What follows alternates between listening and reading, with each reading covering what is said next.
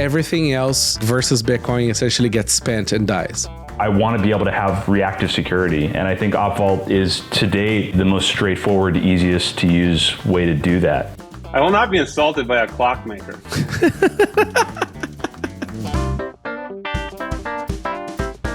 Overall, these kind of ways to make the network easier to both build on and interact with, I think is a really big deal. If Bitcoin existed when we started Twitter, we would not have to go down the ad model path. I mean, it's simple as that. Integrating Lightning into a social network is the killer app.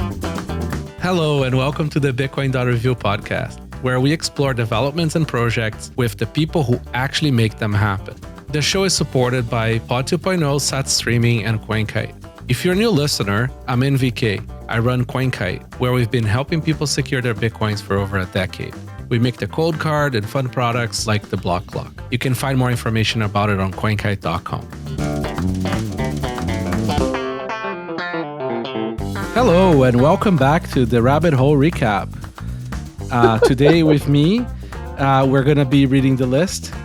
Only the part that has signal out of RHR. So the original hosts have joined me today. Mr. Odell, hello. It's good to be back. Mr. Marty. I think there's a lot more signal than just the list. Okay. I think it's important. It's important for Marty and I to make clear that we've tried to build the Bitcoin.Review podcast in an open source fashion. So there you go. We welcome cloners. We think cloners that come and implement our ideas are better for the ecosystem. Yeah, imitation is the best form of flattery. That's right. Mr. Harry, the only grown up at the Bitcoin Park. Somebody needs to keep the children from running away. Oh, this is going to be great, guys.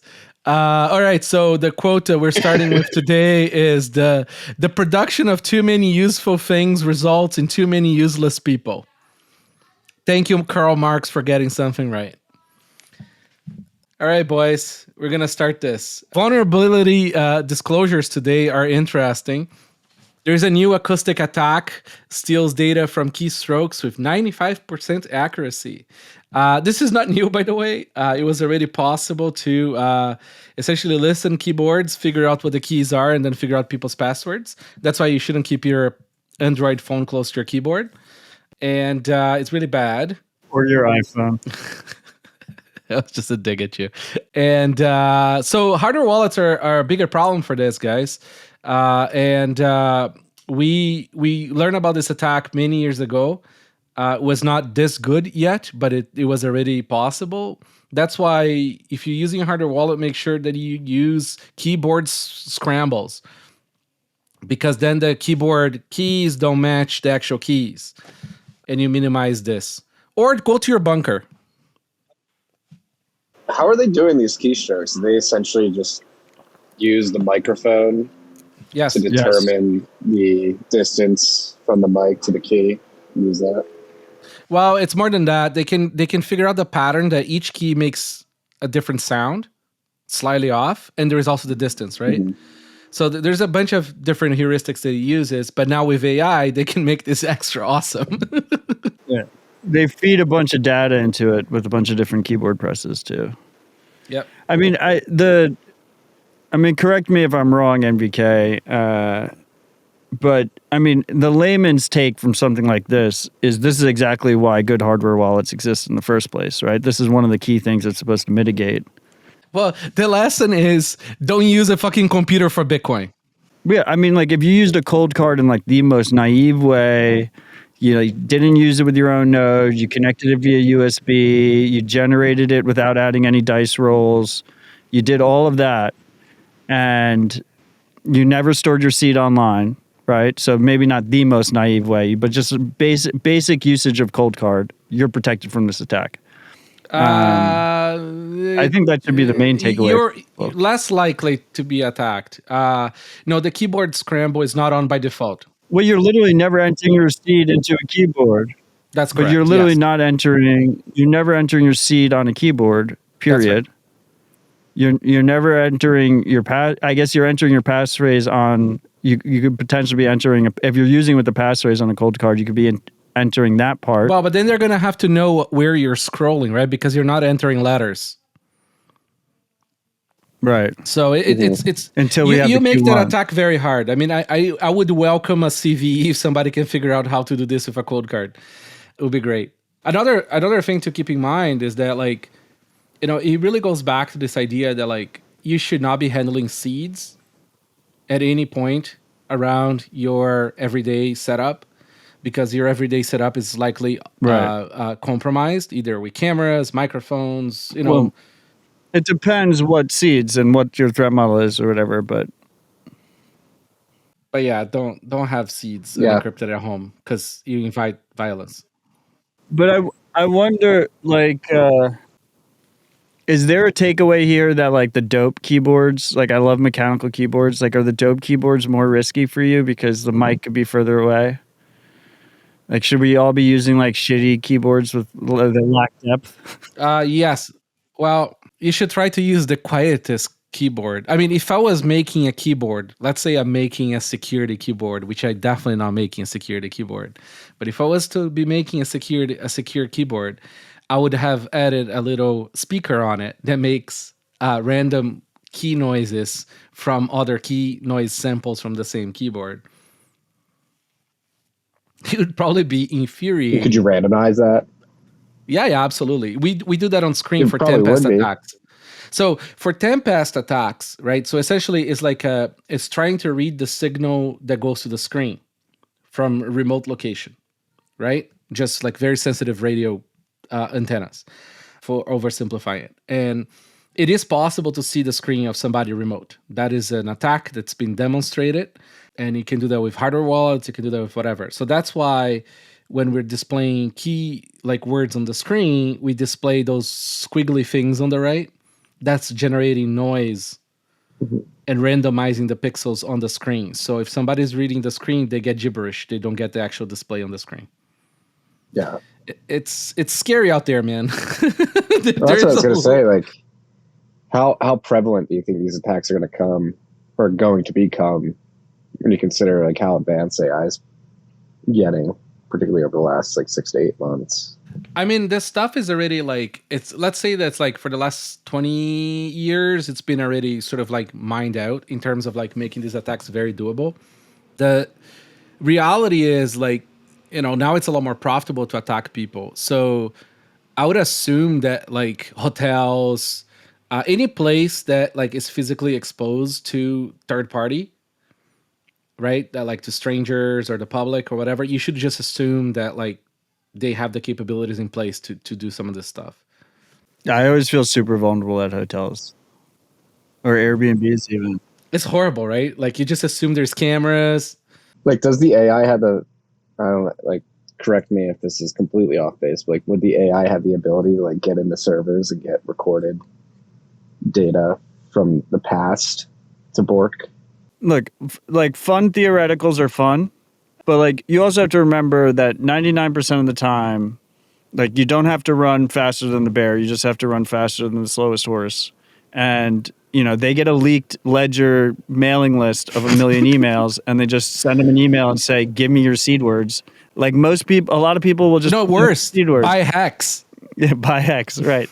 Like, most people will just do that scam. So that's really, I think, like, a lot of these far out schemes are like more for targeted attacks. You think about it more for targeted attacks. And even if something like AI or automation could make it cheaper or like more efficient to do some of these attacks, it's also dramatically reducing the burden of the ones that are already easier to do. You know, my fear now, Matt, is this. One is absolutely targeted people are fucked. Regardless of what they do, they're just fucked. So if you're not targeted person, my fear is sort of like a Dragnet style sort of attack where they just observe hotels, condos. Condos are just like a hotel. Like if you're talking about just radio wise, right? So they just observe, record all this shit in like downtown places, right? And then through time, they sort of like go and pick at it. You know, they go low hanging fruit, harder until they mine out as much shit that they can mine out of places, right? I mean, can you imagine? You can just run some like super sensitive antennas out of like a condo, like downtown New York. Can you imagine like the reach and the amount of shit you'd get out of that?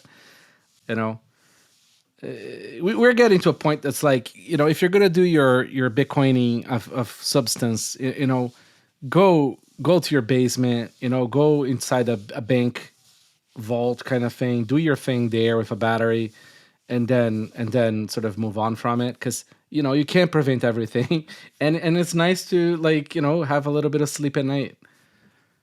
Was there a future where we don't have to be this paranoid when dealing with private keys, or is this just the norm moving forward? No, Marty, it's only worse from here, because because like imagine like every household has Bitcoin in them, right? Now imagine the incentives to go and take the Bitcoin away from them. It's like Christmas, where, like, you know how like every house gets robbed after Christmas, you know, because everybody knows that they now have new TVs. It's like that, but like much more sort of intense. I think multi-sig is going to help. I think that's a Canadian tradition. I don't know about this Christmas robbery spree. Yeah, here in the United States, we all get new guns for Christmas, so people know not to come in the house. All right. I think there's a framing issue there, though, right? Because at some levels, it depends how much money you're storing, right, and how much wealth you're storing, right? And Bitcoin, for the first time, allows us to store significant amounts of wealth over long periods of time. And when you're storing that amount, whatever that amount means to you, you need to take extra precautions. But I think it's easier than it's ever been. If you, like, imagine trying to do that with gold or goats or some shit, like it'd be very difficult to do. So even though it seems like, oh, that's difficult, that's a lot of steps, I got to go to a basement, like I shouldn't use a wireless keyboard, like I shouldn't have an internet connected microphone next to me while I do it, like that's not that big of steps for what you get out of it. Well, you shouldn't do that even if you're into kinky stuff, because they are going to have recordings of that. My point is like for spending cash and stuff like hot wallets, whatnot, like I know I personally have not been that paranoid about them, right? Because it's like, okay, if I walk out of the house with $400 cash in my back pocket, like it's an implicit understanding that I might lose that $400 of cash, but it's convenient that it's in my back fucking pocket. Yep. Well, but the point is, you know, like be careful with your Bitcoining when you're activating and decrypting things, and just, you know, try to do that in a sanitized place, in a place that's likely low, like radio sort of, you know, there's more radio barriers, and then don't fucking touch the wallet, you know, as much as you can. I mean, if you're not messing with it, the chances of you getting robbed are much smaller. So, you know, just have a copy of your XPub for deposits and leave the thing alone. I can see this being like a forcing function for the normalization of vault-like products. Obviously, upvault or CTV haven't been implemented yet, but leveraging something like Miniscript and probably makes multi-sig more top of mind for people to make that attack harder. Oh, absolutely. I mean, once we have covenants and also maybe some inference into the transaction you're making, it's going to come, right? Like something like CTV. You can actually have spending limits on chain on that UTXO per time, right? So you can have velocity and all these things. It's going to have to happen or we're all fucked. But I think we should move on. What happens first, covenants or Mempool's clearing? Covenants. I think the appetite is too big, even for the detractors of covenants. I haven't seen the list, but I'm sure you have it on it. But it seems like OpCTV, the conversation around that has picked up pretty significantly the last 2 weeks. Oh, we had a few episodes on this topics, and like, yeah, MVK is trying to take credit for it. That's right, 100%. I think the last Nasser episode I said we should ESF CTV. It's kind of like a joke, but yeah, Pablo said that when MVK speaks, Bitcoin changes. There you go. That's the only holdup with it, is like the activation route, right? I think people are just pissed at Jeremy for the speedy trial part 2 or something like that. There's a lot of people that don't like CTV, so the only holdout for this update is that it's incredibly difficult to change Bitcoin. that's the feature.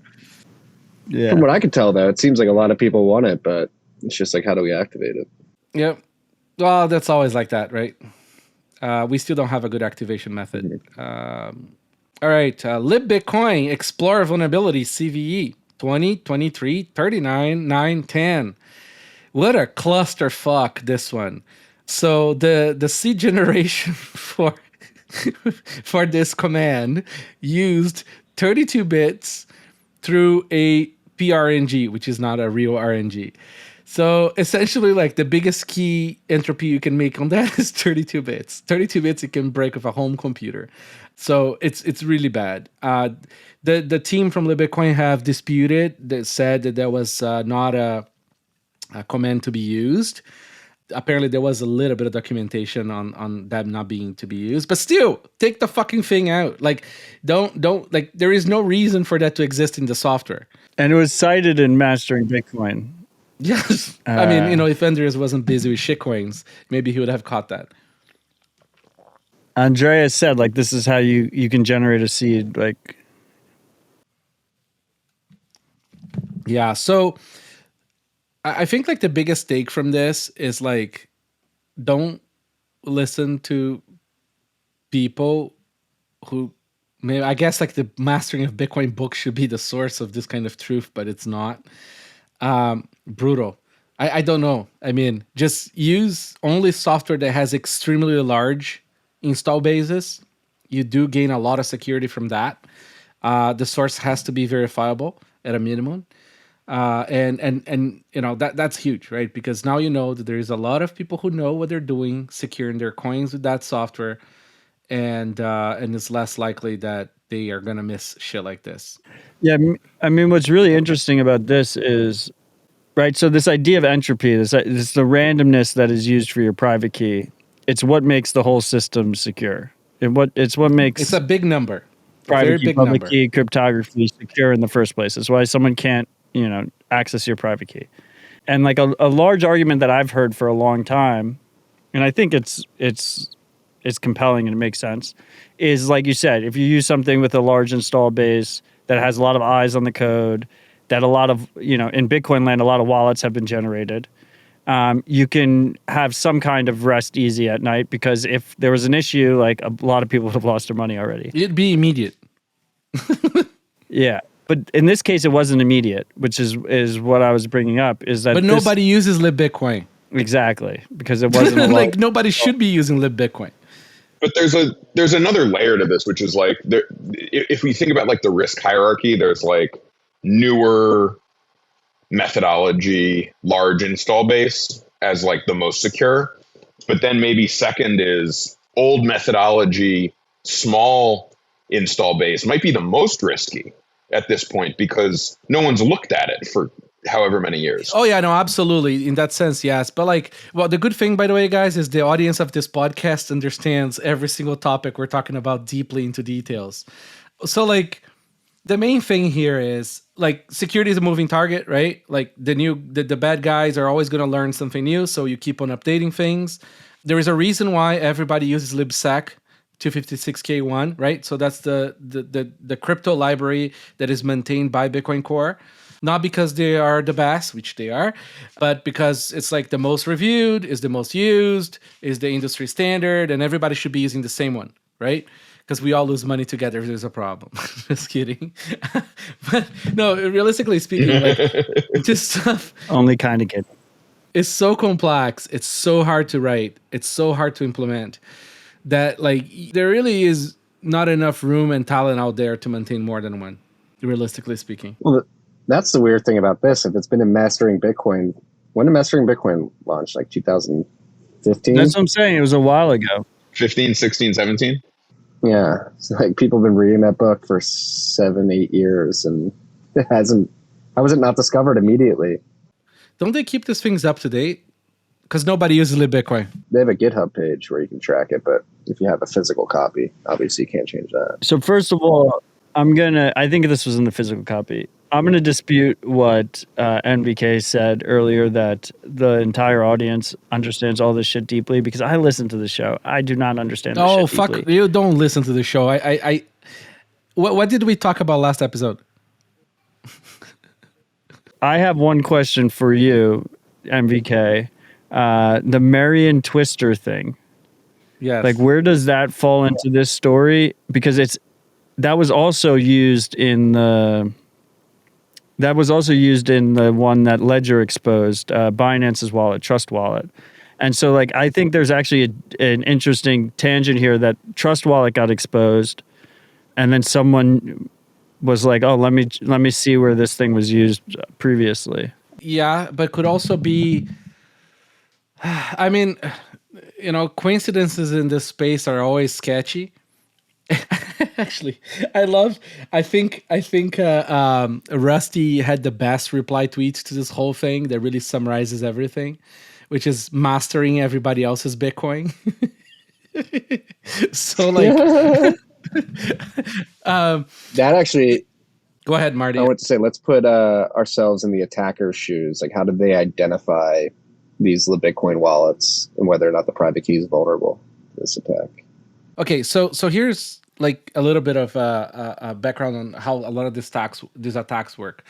They don't actually go and like try to generate like your key. Like what these attackers would do is they'll go in like a massive bank of GPUs or something, right? With whichever algo they're using to generate, and they will have the whole 32-bit space of private keys already pre-generated on Amazon being watched in every single derivation path, right? And they don't even know oftentimes where that's coming from or why that showed up for them. They just go like, hey, 32-bit key, boom, money gone, right? The same way that guy that was typing 0.99 times, that's still 256 bits of entropy. Sorry, 256 bits of entropy. But, if it's all zeros, all ones, all twos, all threes, like somebody is going to mine that out to the space that is cheap enough. And they're going to have that all watched. It's probably like Russia, China, North Korea kind of thing. Just like, that's what they do. They don't even know who had the money either.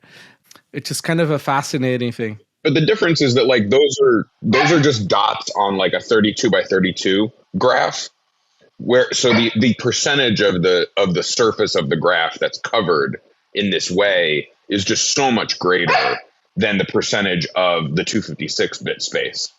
And so the cost to maintain that, this is why it's so egregious, is that it's such a more vulnerable base case to attack against. I think like the main issue with this whole story, with this specific problem, was why the fuck is the seed generation command still in the software? It shouldn't be there. If it's this weak, right? Even if it's for dev, there's no reason for this to be like that. Yeah, no. I mean, that makes sense, MVK, but first I looked at, it's not the Marianne Twister, it's the Mersenne Twister. It's always some German guy's last name. But this is the same PRNG that Trust Wallet used, that Ledger exposed. Like, it's got to be connected to that, right? Like, after all this time, maybe they copied. Maybe they copy pasta from like, this is another problem with like, there's a lot of devs out there building wallet software. They have absolutely no idea what the fuck they're doing. They just copy and paste shit, because they can't build from scratch. And then boom, like money gone. Like, it is that simple sometimes. Yeah. It sounds like in the disclosure in milksat.info, that's what they're saying. The main theft occurred on July 12th of this year, and there was a smaller exploit in May 2023. There was a separate but similar vulnerability in another wallet software detected in November 2022 that was actively exploited after it was discovered. So that was the Trust Wallet one. Yeah, that may be the prequel to this, is what they said. Yeah. And these are the exploited people that we know, right? Most people are just going to think that they lost the money because they exposed the keys or something, right? Like, most people wouldn't even know that that's how they got owned. Well, anyway, I was using this command because of Andreas. I read it in the book. So I actually have to start my stack fresh again. I lost my funds in this one. Lost your funds in a milk SATA? You should make a t-shirt. I had a BX wallet. That should be the hat and the t-shirt. There you go. Yeah. So folks, please don't fuck around with software, Bitcoin software. Don't use shit that the team has no idea what the fuck they're doing. It's just, it's your money on the line. It's like cute little gizmos, toys. Just don't. You're gonna get fucked. All right. Housekeeping. Because we haven't been able to ship releases, I have to talk about pull requests. So we have 2 pull requests for COLDCARD. One is for Seed Vault, so you can store the seeds. And now you can store the XOR parts as well. So you can store everything and sort of have 50,000 seeds if you want to. Have fun. And now the red is in stock. And we're shipping in 2 to 3 days again. That's great. It was brutal. Wait, the Seed Vault is that's an encrypted file on my SD card? Yes. Or are we storing in memory? I can't remember if we managed to fit in memory or in the SD, but essentially we're treating now every seed, because we had ephemeral seeds, right? So you could just generate a seed and forget the seed, or load the seed and use that seed. But now you can just store them too. It seems to be useful for family, friends, and shit like that. All right, Bitcoin.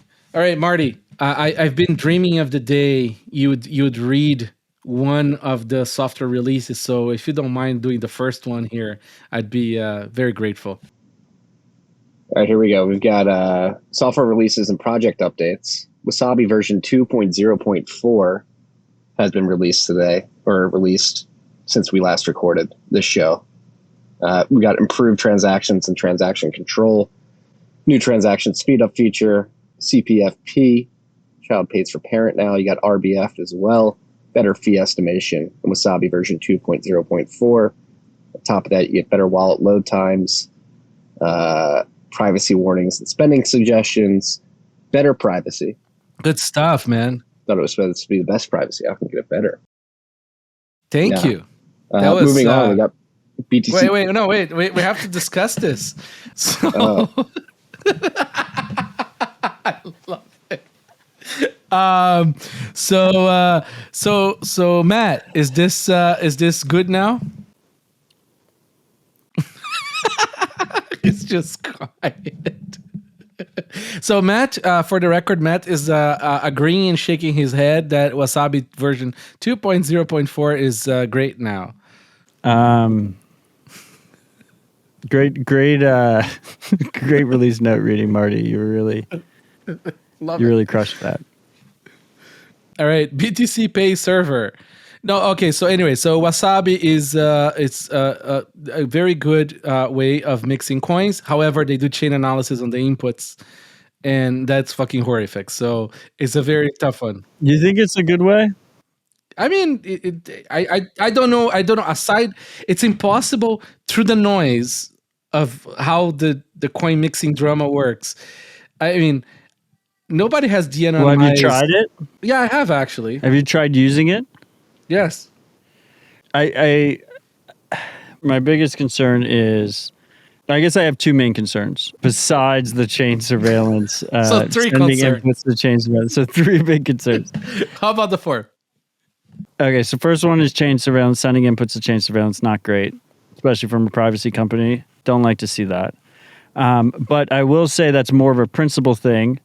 It shouldn't be exposed to the average user. That doesn't actually end up in a privacy reduction unless they're grouping inputs together, which I'm not sure if they are or not. But it's on a principle thing, like you just shouldn't be supporting chain surveillance firms. So that's more of like a principle thing. But what do people use Wasabi for? People use Wasabi for to hopefully get better privacy on chain. They have this novel scheme that they call Wabi-Sabi that doesn't have set input amounts. So the traditional way that people have done coin joins, these collaborative transactions, is you make all the inputs the same amount, you make all the outputs the same amount, and then it breaks the probability analysis because which inputs belong to which outputs, and you have multiple people involved. With Wabi-Sabi, they don't have any set denomination. So they mix and match a variety of many different denominations, and that allows you to coin join different amounts and be more change efficient. But it's really hard to fundamentally analyze what kind of privacy you get out of it, because it ends up in these transactions that are 300 inputs, 300 outputs. Like maybe there'll be 5 of the same of one output amount or input amount, and there's 5 of the same. Like it's very hard to actually understand or verify what kind of privacy you achieve with it, which is a concern for me, because I just have, like, when I look on chain on an equal input output coin join, it's easier to kind of verify what kind of privacy you get out of it. And then the third thing is, in practice, what you see a lot is outputs getting ground down to dust levels. Specifically, I believe it's 5,000 sat outputs, and the user has no granular control over that. Now, if you're someone like Marty and you're willing to bet that you'll always be able to confirm 1 sat per byte forever, that might be a fine trade-off for you. But I'm a big concerned that there's going to be a large amount of Wasabi users that don't realize they have, 20, 30 really tiny outputs, and fees, continue to rise, and there's strong demand for freedom money in Bitcoin. And mempool's never clear again, and then you're stuck with a bunch of outputs that are dust. But it should be just automated to send to the Tor Foundation. Like all dust just goes to the Tor Foundation. Yeah, so supposedly this update fixes that dust issue. So we'll see if that's the case. Oh, look at that. Decomposition that produce change outputs are now rarely chosen. Apparently this version fixes that. Yeah, but it doesn't really, the wording doesn't inspire much confidence. Yeah, I mean, the So we'll solution see. is We'll use see if joy that's markets. actually the case. All right, BTC Pay Server version 1.11.0, complete overhaul of invoicing report, proof, point of sale, cart redesign, and a bunch of other cool stuff. Just let Marty read them. He reads them so much better than you. I know. Marty, can you do the next one? What do we got here? Samurai version 0.99.98H. New features. Verify signed messages. Another new feature. Sweep time lock fidelity bond is an addition to existing Sweep private key tool. New UI, addition of join bot toggle on deposit and post-mix send screen. New UI addition is the UTXO screen select all button, and new in-app error logs. Yeah, he does do this good, man. Any comments there on Samurai, Matt? He has years of practice. The join bot thing is interesting. They've had this ability, so like when you send out of Samurai by default, it does something called a stonewall, which makes it look like a coin join even though it's not a coin join. And then they have a feature called Stonewall 2x, where it's actually a coin join that looks like that first Stonewall. With the idea being that people do these 2-person uncoordinated coin joins, and as a result, it breaks the probability analysis of a regular transaction because that also looks the same on chain. So this join bot takes that, and like you do a Stonewall 2x, you do one of these actual 2-person uncoordinated coin joins, but you do it with them. So obviously you don't have privacy from them. But it could be a very practical tool for just average people that want to have some kind of... Are people running their own dojos? Chain privacy, not from Samurai. Yeah, I mean, I think a decent amount of people are running their own dojos. But I think the overwhelming majority of people are not running their own node. They're using Samurai's node, but the overwhelming majority of Whirlpool liquidity is most likely impossible to verify full node users because they're running it 24/7. They have a large amount of liquidity in the system. Like it tends to reason that would be the case. So are they spooks? And anecdotally, it has been the case. But this is irrelevant of either of those because you're literally just doing a 2-person coin join with Samurai. You're straight up doing it with Samurai. But this is where the disconnect from like Bitcoin tech circles and the actual users stems from. Because average users don't go. They use a lot of average users use very practical tools that seem really dumb otherwise. I mean, the perfect example is I forget what they called it, Ricochet, where it's like literally just a transaction that just goes through 5 addresses before it reaches its destination. It gives you no on-chain privacy benefits, but it breaks like the standard chain analysis rule on exchanges that they check back like 4 addresses. So, we would just ricochet 5 addresses. A lot of people fucking use that. And then their threat model, like, it makes sense to them. Yep. Keeper. Marty, we're relying on you here. Here we go. Keeper version 1.1.2 has been released. This looks like a quick release after version 1.1.0. In version 1.1.2, we have collaborative wallets, create, sign, and share multi-sig on tap using NFC or airdrop functionalities. The earlier version had assisted inheritance key, so it signs after a delay of 30 days, giving the owner a chance to decline the request. Inheritance support documents, so if you want to know how to use this tool. They've got safeguarding tips, letter to the attorney that you want to help you with your inheritance, recovery instructions for the heir, dark mode, which is one of people's favorite features. Good to see that added to Keeper. You got the ability to hide hot wallets, and they open source the code finally. This is good to see. Cool. Yeah, it's an interesting project, and there is a lot of overlap with what Nunchuck is doing.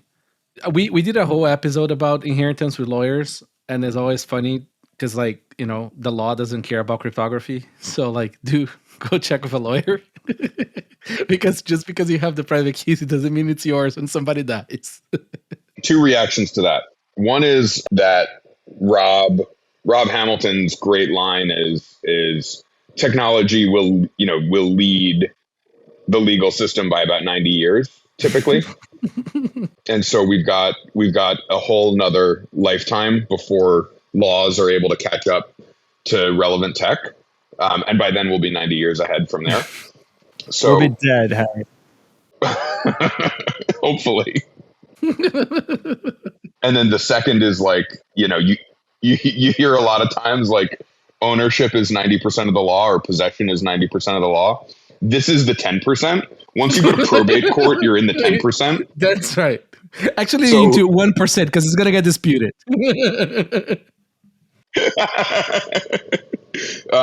So, like, the worst thing you can do is end up in probate, especially with Bitcoin. So the best thing you can be doing is hiring a really good tax accountant and setting up trusts and putting as much of your UTXO into trust LLC vehicles. That doesn't agree. But if you're going to go down the docs road, there are hundreds of years of tax law that you can structure around. It's not all or nothing. You can have both. You can have both paths. And also, remember this, okay? There is a high chance, especially if there is minors involved, that, like a state sheriff or somebody may hold possession of assets while it's been disputed. And can you imagine how the keys are not going to get stolen if there is a seed plate and encrypted in the hands of the law? That never happened before. So keep that in mind. Yeah, just look at how much. Look at the civil asset forfeiture. Like, look at how much cash police departments have sitting in their vaults that walks away. Yeah.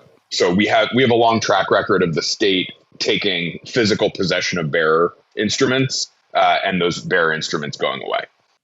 Yeah, well, it always disappears.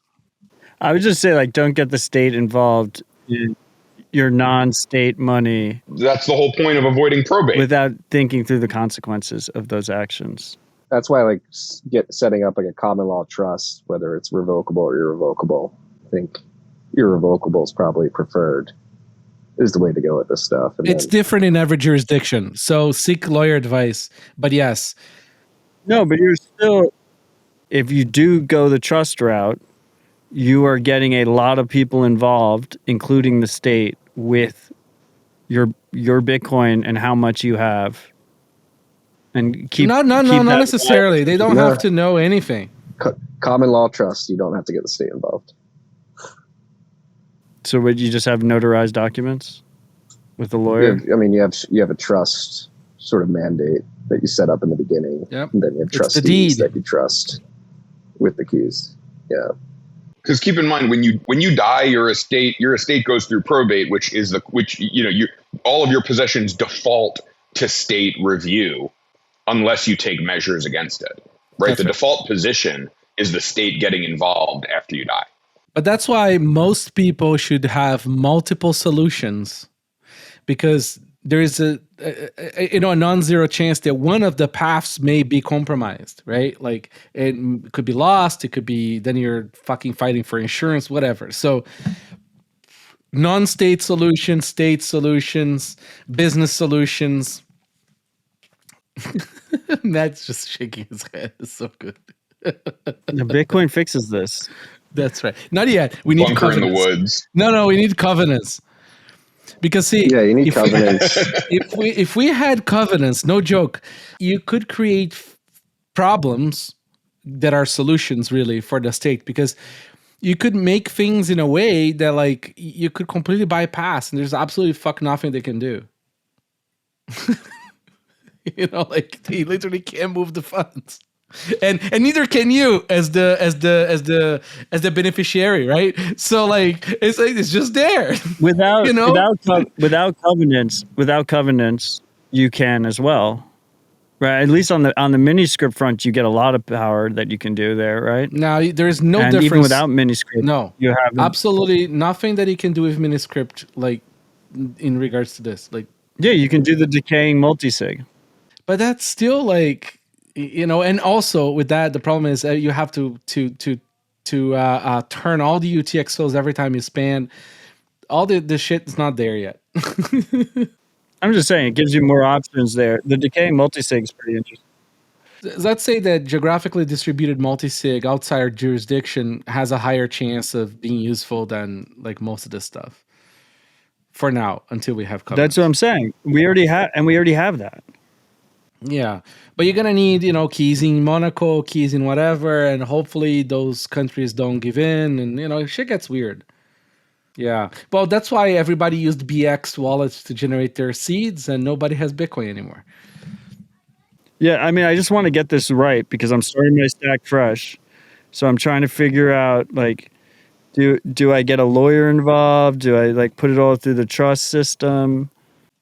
You had a mini script accident using BX wallet. My tragic mini script accident hasn't happened yet. I'm waiting for a little bit more adoption. I mean, this isn't financial or wealth advisory advice, but I don't know. I think if you set up an irrevocable common law trust, and then you pick trustees, it could be a combination of like lawyers, a trusted family member, and somebody else. Set up a multi-state, multi-sig, and really nail down the deed and what you're allowed to do within that trust with the keys specifically. I think it could be. But what do you get out of that? Like, what's the benefit? Privacy, tax advantages, no going into probate when you die, things like that. I think a lot of people are gonna have a rude awakening when they have to deal with estate issues later on. Regardless, even if you're gonna go the no state route, still talk to a fucking lawyer. You don't have to tell them how much there is, how it's set up or anything. Just get some reasonable advice and a good scare, because it's like horrific how this stuff normally plays out. All right, Mempool.space. How do we feel? No. We're not done with the conversation yet, MBK. Okay. So just hear me out. I'm curious. Single Bitcoiner, right? Done pretty well for himself, has a decent stack of Bitcoin. Meets a girl, ideally been through like 2 bear markets with her, but let's say he hasn't, right? He's relatively, she's only been at the top of the market, whatever. It's been like a year and a half. They're getting married. He wants to have new Bitcoiner children, so they're getting married.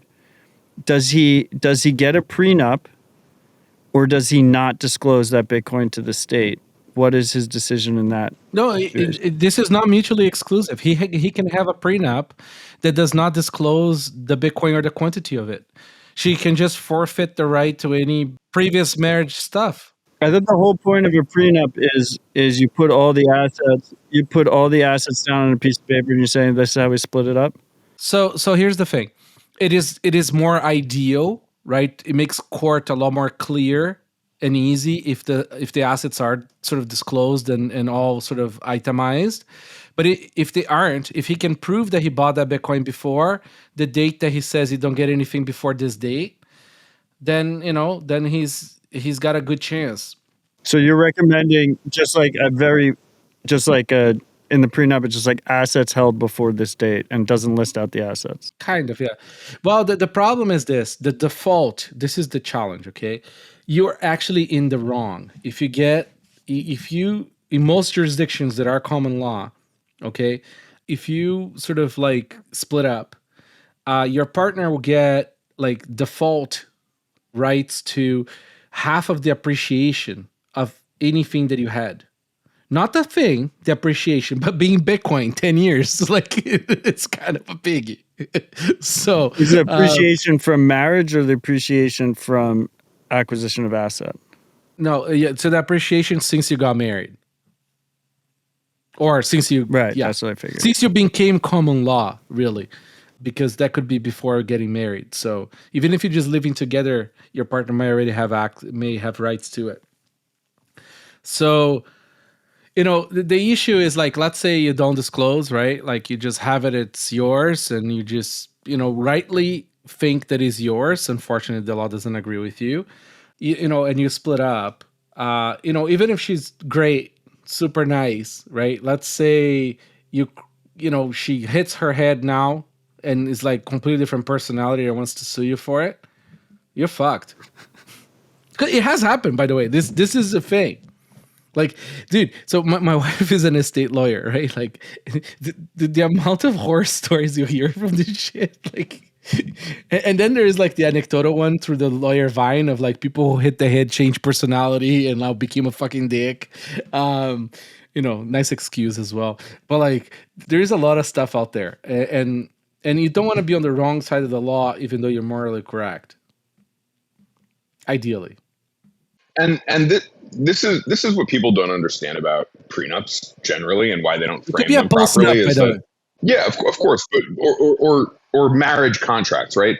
But like, what you don't understand is when you get married, you're implicitly entering into a contract between you, your partner, and the government. The government is a third party to your marriage contract. They're co-signers. Unless you detail explicitly the nature of that relationship in a prenup, postnup, etc., you're implicitly agreeing to the state's role in your marriage. And so, people, I think prenup, postnup gets a bad rap because it's not love then. But no, it's the most base thing you can do because it excludes the state from your relationship, which is a very loving thing to do for your family. Or you could just avoid all of this and get the assets technically out of your possession and into a trust structure and create strict guidelines. Exactly. Totally. No, but remember, trust can be broken qualify too. For Medicaid. No, shit's not that simple, guys. Trust can be broken, okay, especially by children. And then when you die, the children can try to make, especially if they're minors, the state can try to come after a huge chunk of it for the kids because they have rights to it. Normally, the partner only gets a part. Your spouse in most locations don't default to get everything. It's split between them and the kids, with them being allocated an extra little part. So that's lots of headache. People find that out later. So then now the fucking like junkie child now has access to like a fucking half of the estate. Anyways, moving on to software. Fuck the state. Mempool.space. Marty, please. All right, let me pull it up. I'm on an iPad here for everybody listening at home, so I don't have a screen to switch tabs. Mempool.space. We've got the Mempool clock launched. I hope this isn't competing with with the block clock. We got I'm Bitcoin curious. calculator launch. No, it's a software clock. It's like Mempool.space less clock. It was a joke. It was a joke. I know. Some version 3.0 updates are already live. They re-implemented their block template algorithm in Rust for improved accuracy and performance. For those of you who don't remember, during the ordinals fee congestion in April or May, there was a lot of orphan blocks, or more than normal, and it became known that it was likely the block template algorithms that miners were using. And so it looks like Mempool is looking to get ahead of that problem and re-implementing theirs in Rust. They began visualizing both mempool full RBF equals 0 and a mempool full RBF equals 1 transactions together on the RBF timeline. They forked Blockstream and Electrs to mempool/Electrs. They made many fixes and improvements to that. It's a breaking change, so mempool/mempool 3.x will require mempool/Electrs 3.x if you're running that. So if something breaks, that's probably why. They started integrating Mempool Accelerator, which is one of the products they're going to use to monetize Mempool.space. And now they display an index on pay-to-pub key outputs using their public keys. They made Mempool block scrollable, and they imported historical Mempool data from 2017 and 2018. You know what I'd love to see? A Mempool Accelerator charity pool. So like people who are broke and stuck with that UTXO, they can't move. They just put their transaction there and people just donate to make it go faster. Well, that's a topic that's come up a lot in the past. Is like, I think people call them dust jubilees. Like, will there be dust jubilees in the future? It'd be pretty funny, right? Like you're gonna have this one UTXO that's like nearly nothing dust, and it's gonna cost a fucking fortune to move. It'll be pretty funny if people help. It would have to be miners. Yes. I mean, it'd be a miner essentially giving you block space for free. Yep. I don't know any of those miners. No, well, but community could help out. Try to make it go by donating a few sats to the accelerator. I mean, the demo was the best part. Maybe you have a social estate spin up a mining operation. Right. Trudeau is going to help you move your transactions. Oh yeah, so you go and you verify your identity, and you're like, I'm a nice tax-paying citizen, so you should subsidize my here, and then you submit the transaction ID, and then Trudeau confirms it for you. Well, I mean, they do that for healthcare, right? I mean, like essentially we have horrific healthcare, but it's covered of your taxes, so they're going to have a transaction. Are you going to have socialized transaction fees? That's right, socialized transaction fees.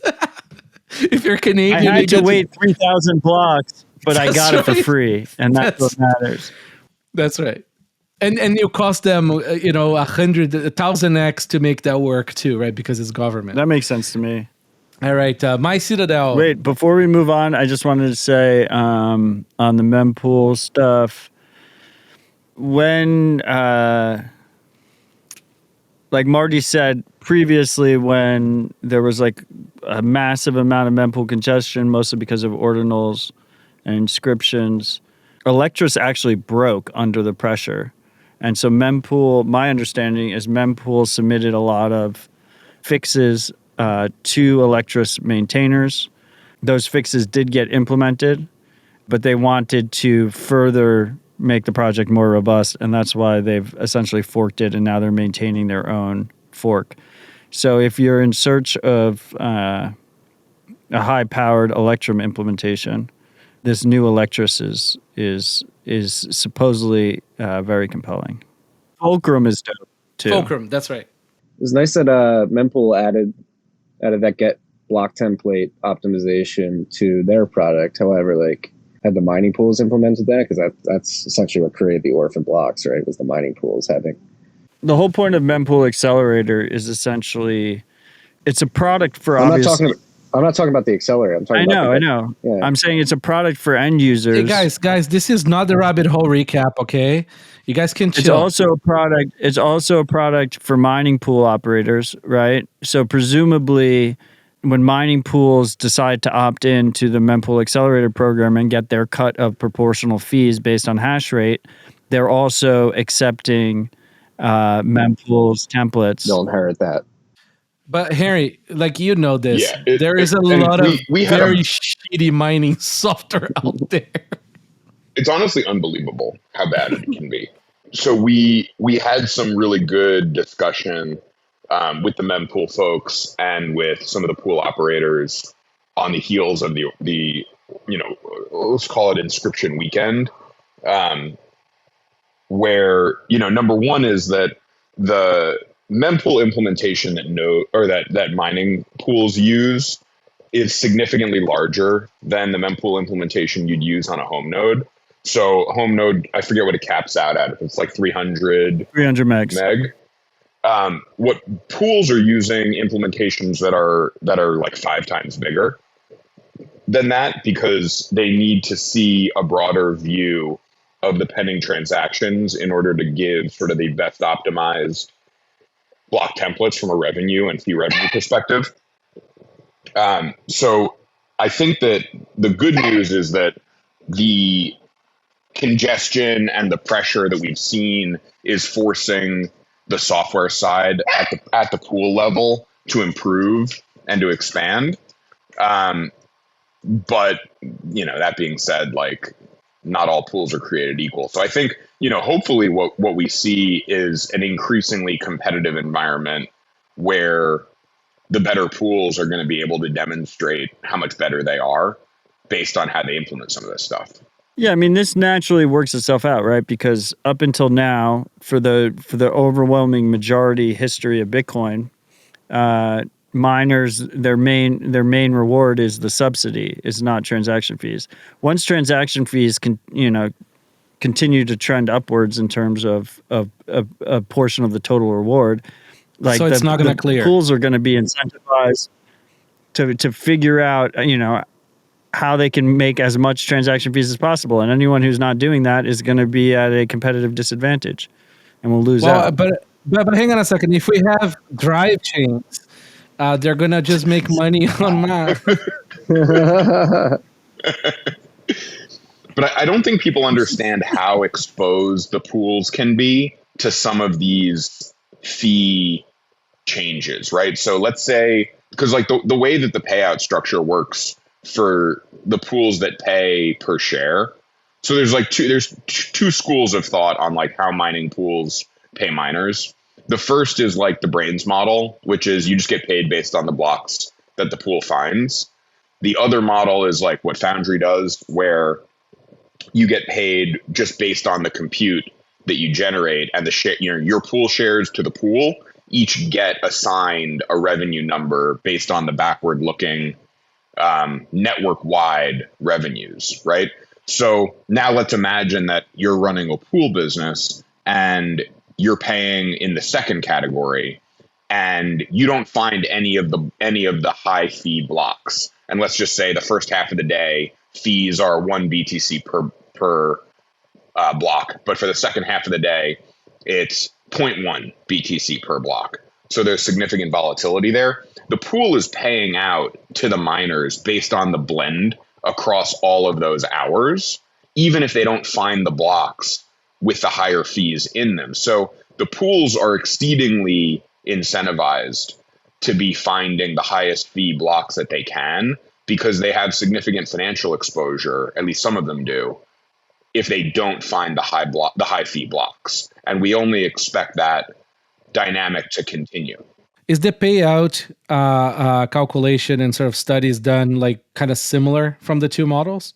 I imagine it would be, right? Because otherwise, well, so over a long enough sample, for sure. The problem is the short-term volatility. Like, these businesses are going to struggle with digestion problems and liquidity problems, not on sort of an average basis over a long enough period of time. So if you're the balance sheet that's funding the pool, you've got good luck days and bad luck days. And if you have enough bad luck days in a row, that may be enough to exhaust your ability to continue operating the business. But the bad luck days are exacerbated now with a second variable. It's not just how many blocks you find, but do you find the good blocks with high fees in them? Yeah, and with the good blocks, like going down this particular example, I think this is why Riot transitioned from Brains to Foundry, and I think this will be particularly important to publicly traded miners that they do financial filings, and shareholders, if they don't understand block reward variance within Bitcoin and they see month to month revenues are significantly different, they get a bit spooked. So, because I'm sure the PowerPoint presentations to the shareholders does not really get into the detail of like how fucked you are on this lottery. I'm pretty sure. To go further into what Harry was saying, I mean, you see this on Ethereum all the time, but you don't see it on Bitcoin as much. And we started to see it a little bit. It's been a little bit more common with the ordinals inscription craze or whatever. But like there was a situation where there was a specific NFT sale on Bitcoin inscriptions, and there was one block that just got like 5x, 6x the average fees of every other block. And obviously that block has, there's massive demand by miners to be the one who has that block and has all those transaction fees.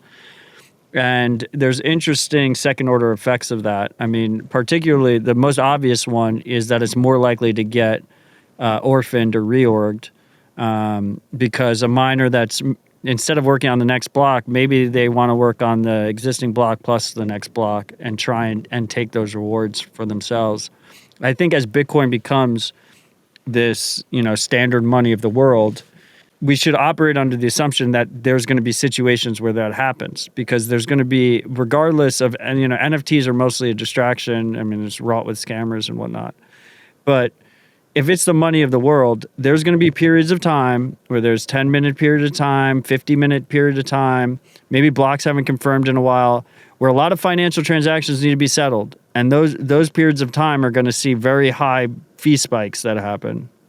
Oh, they're going to be like ginormous, right? Because it's like the relative size per economic value of that block is going to be absurd, right? Like, let's say, for example, things are a bit clogged, right? Just say like that week, and all of a sudden, like there's some weird trade happening in the world, and like fucking BlackRock and like another 50 ginormous companies want to put through, a few $1 billion worth per transaction that they are making in the aggregate would be like insane block, right?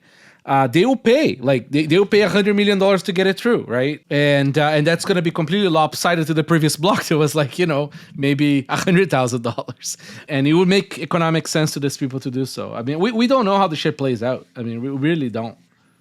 But we already have some really interesting natural experiments in traditional financial markets. Like, this isn't about money, but it is about settlement. So like if you look at like single stock volatility around the days that options contracts expire, you already start to see this relationship between the underlying asset having enormous volatility around these periods of heightened settlement on the options contract side.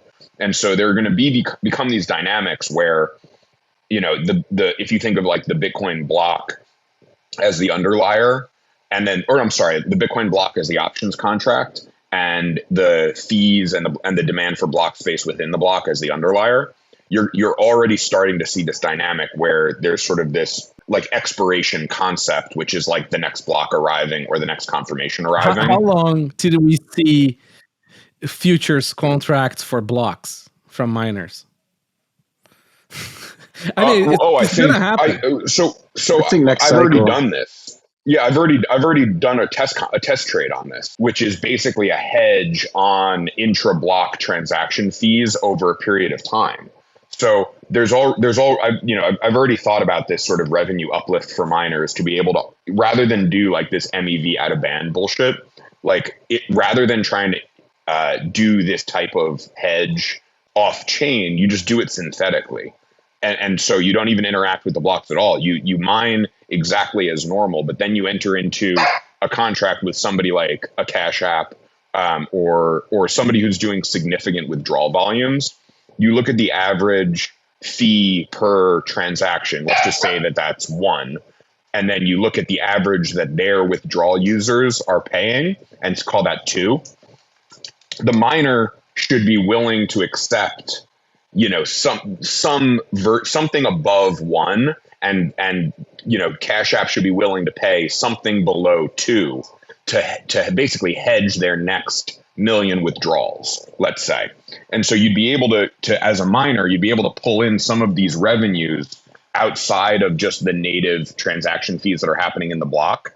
And basically, for every transaction fee that's above, let's just say 1.5, everything above 1.5, that value accrues back to Cash App. And for everything below 1.5, Cash App would pay the miners who enter into this derivative with them. It'd be very interesting how the contract would have to be written on the guarantees that you're going to get those transactions put into blocks within a certain period of time, right? That's the complexity. You need to be on a sufficiently large duration. Yeah, because it's very easy to get unlucky and not get a block for a while. This is the stuff that I just think that the people who are making the arguments of like tail emissions or we need to come up with a way to pay miners, like none of these people are thinking creatively around how the environment for block space and transaction throughput is actually going to mature. All these types of products and these types of rails are well developed now. There just isn't the volume and the demand for them yet. But as soon as the demand starts to accrue, like the level of Cambrian explosion is going to be enormous. Yeah, people typically look at Bitcoin's historical activity up to this point and try to project that on the future. I just think that's a completely asinine way to look at this. Before we move on to MyCitadel Desktop, I do want to mention with the mempool, I think it's important to mention, like with the new get block template algorithm that they instituted, I think it highlights one of the cool things about Bitcoin is that we hit these limits. We hit the limit with the ordinal flood in May, and many people weren't aware, outside of a few core devs, of the inefficiencies of that get block template algorithm. You hit the limit, something breaks, you fix it, and that's how Bitcoin gets better. I just want to say that I said mempools would never clear again before that point. Man, there is, like, I don't know, I've heard this bet and I get so confused by it, man. I don't even know anymore, like, what is the scope of it? What is the time frame of it? Christmas Eve. I just assume you're going to be wrong. So that's how I'm running it. I keep doubling down and Marty keeps accepting the terms. Okay. So it is the bet that has not been settled yet. And right now it's for Christmas Eve, because I made the argument that maybe transactions would be reduced on Christmas Day and it might clear that day. So the bet is mempools do not clear before Christmas Eve. Okay. I want to be clear that mempools will not clear. Okay. You heard it here first. We're going to highlight this part maybe on the show, and we'll put it out there as proof. MyCitadel Desktop version 1.4.0. Wait, you can't take that from Marty. No, I just took the headline so he starts reading, because otherwise we're never going to move to the next one. Go ahead, Marty. All right, version 1.4.0, we have context menus for transaction, address, and coin list. You can copy TXID address amounts, heights to clipboard via context menu. You have the ability to pay full wallet balance to an address.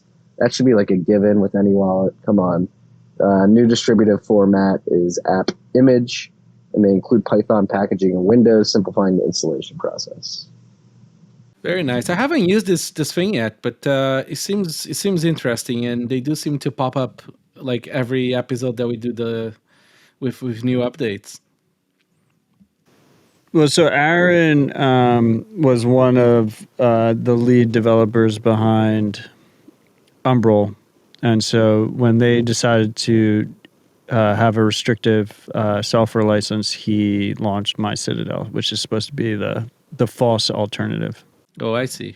So it's still JavaScript. I've never used the project. Okay. All right. Marty. HWI version 2.3.0, they added Jade do-it-yourself devices. They added a GUI import/export of PSBTs.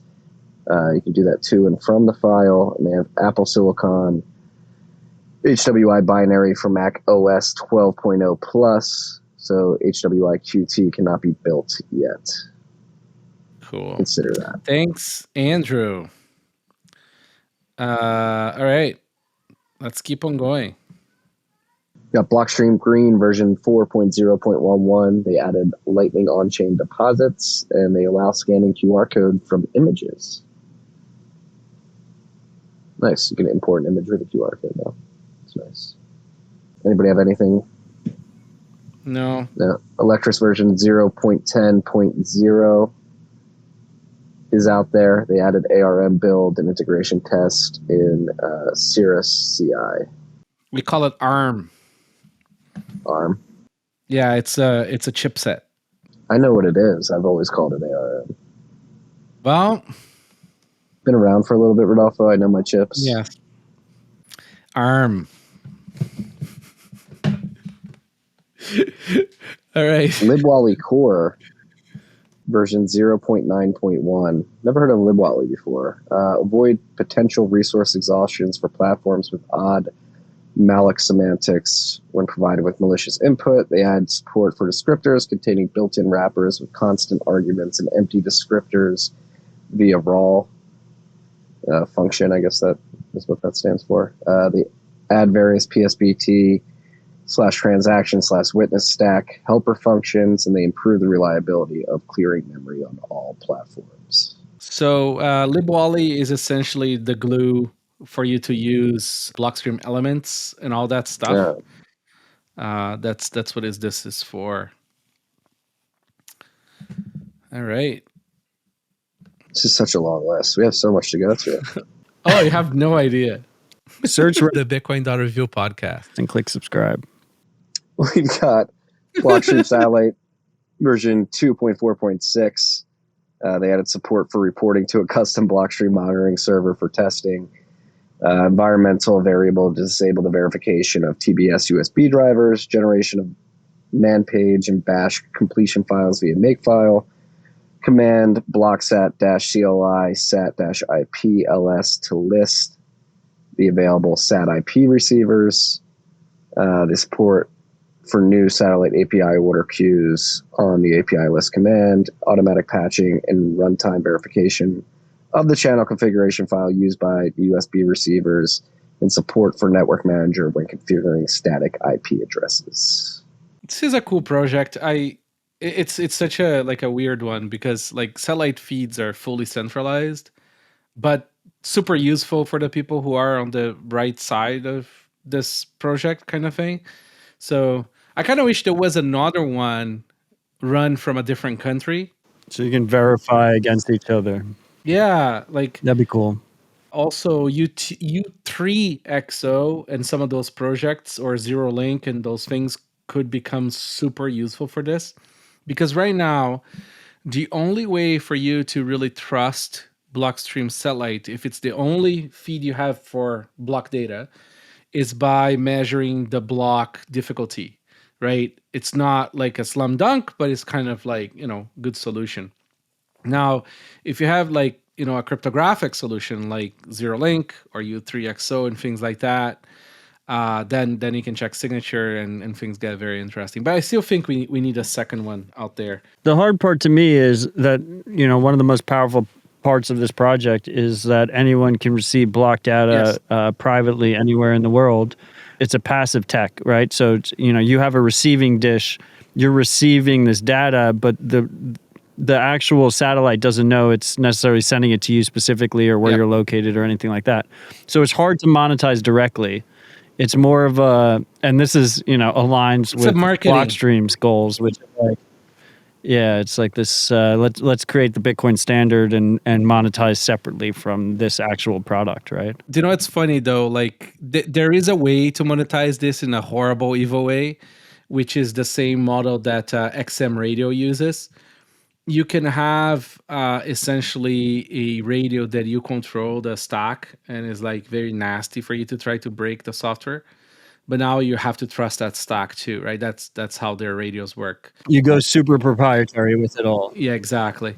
It's fucking horrible. I think that, things like this is value for value is the only way to really handle it. It's like you put an address out there and you say, please maintain it or we're going to go away. There's no one listening to Sirius XM for privacy benefits, but there are at least a handful of people out there using Blockstream Satellite for privacy reasons. And I think it's important that open nature of that project stays that way. And I think they agree with it. Like, I don't think Blockstream would ever go that route. This is one of those projects that would be very reasonable for, a plebe out there goes and sets this up, because all you need to do is, set up a company or a foundation or something and enter a contract with a satellite feed provider, right? That's essentially how it works. It's kind of like hiring an ISP kind of thing. And then hitting up OpenSats and saying, hey guys, could you help me with 10 grand a month to run this? And it's an open foundation. It's non-for-profit. You're just paying for my salary and the feed. And there you go. I mean, like, you can have a competing solution to this with fairly on the cheap. Now that's a cool project for a Raspberry Pi. Yeah. Well, you're listening to 2 of the 9 board members of OpenSats get your grants in. There you go. MVK is going to recuse himself because it was his idea, but I don't think I have to recuse myself in this situation. I don't think I have to recuse myself for being an idea. Do I? That sucks. No, I don't think so either. I was if you don't have any financial interests, you should be good. That's right. We do recuse ourselves when financial interests are involved. Yes. Marty's sipping on a Guinness over there. Yeah. Let's fucking go. Deserves a shout out. I'm not drinking until Friday, man, so I can start losing some fucking weight. So I've been doing that now for a few weeks. Rodolfo, you'd be happy to know I'm barefoot. Oh, look at that. Suit. I was going to go to the beach. Look at see, this is a bush foot. Ew, get that off the camera. Jesus Christ. My kids are all running barefoot too. It's like awesome. No shoes. I didn't respond to your tweet, but my boys have not worn shoes over the last 2 months. It's been great. No, it's amazing. My goal is to make them forget that shoes exist. And then when they go back to school, they are again odd ducks, right? Like the goal is to make them not match society anymore slowly with the small things, right? So you never have to worry about institutionalization, like schools and things. They also poop in the woods the other day. I saw that. Oh, man. Moving on. We got to keep the show moving. We got a big list to get through. We got StartOS version 0.3.4.4. They have HTTPS over Tor for faster UI loading times. They changed the password through UI, and they use IP address for network folder backups. So for those of you who are unaware, StartOS is the sovereign operating system produced by Start9 Labs. They also have a non-commercial license too, right? It's like open but non-commercial. And they have nice hardware. It seems that all the people with good hardware are moving to non-commercial licenses. I see a trend. I wonder why. All right, 10.10.1, Marty. 10.10.1. It's a very interesting project. Version 1.2.0 has been released. Automatically retry spendable outputs if not successfully published, and permit the closure of the LNDLC channel in any intermediate state. So 10.10.1 is leveraging DLCs to bring, I guess, swap trading products to Bitcoiners if they want them as well as other things. And I think they're the first to implement digital garages, Lightning Network DLC solution. What does that leverage? Extension signatures to make that happen?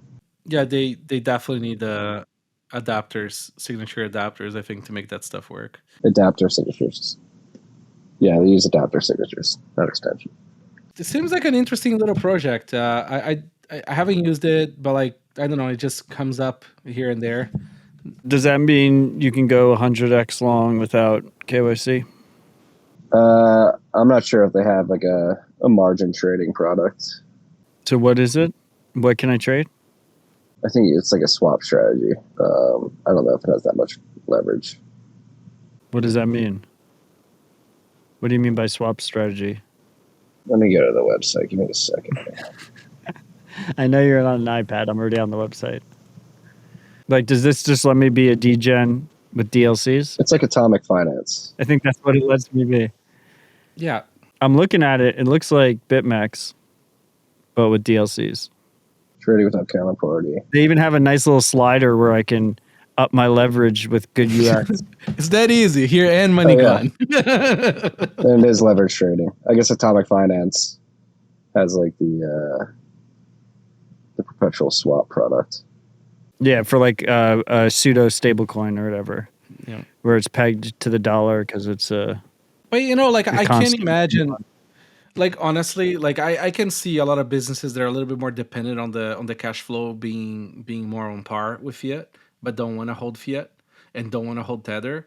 You know, maybe they find some hedges, right? So that like they're OpenSats. not fully exposed. Exactly. Right. It's like what we were talking about OpenSats, where like some of our grants are denominated in dollars, but like we don't want to hold, we don't want to have bank accounts. Like bank accounts fucking suck. Like the whole point is it's supposed to be a Bitcoin native foundation in the first place. Yeah, but you know, it's the case where it would be nice to hedge if there was a reasonable way of hedging it. That's what I'm saying. If there was a trust minimized, no KYC way to do that natively with Bitcoin, I think there's advantage there. But let's be honest. Like if any of these things take off, it's because they enable degen trading with no KYC. Oh, absolutely. That's the market. Yeah. See, that's the use case. That's the real use case. You're missing the point, right? The liquidity providers are the degen. They provide the liquidity for you to have a stable. Or the degens for us normal people. Exactly. Yeah. They are where No, I agree. the money comes from. That lines up.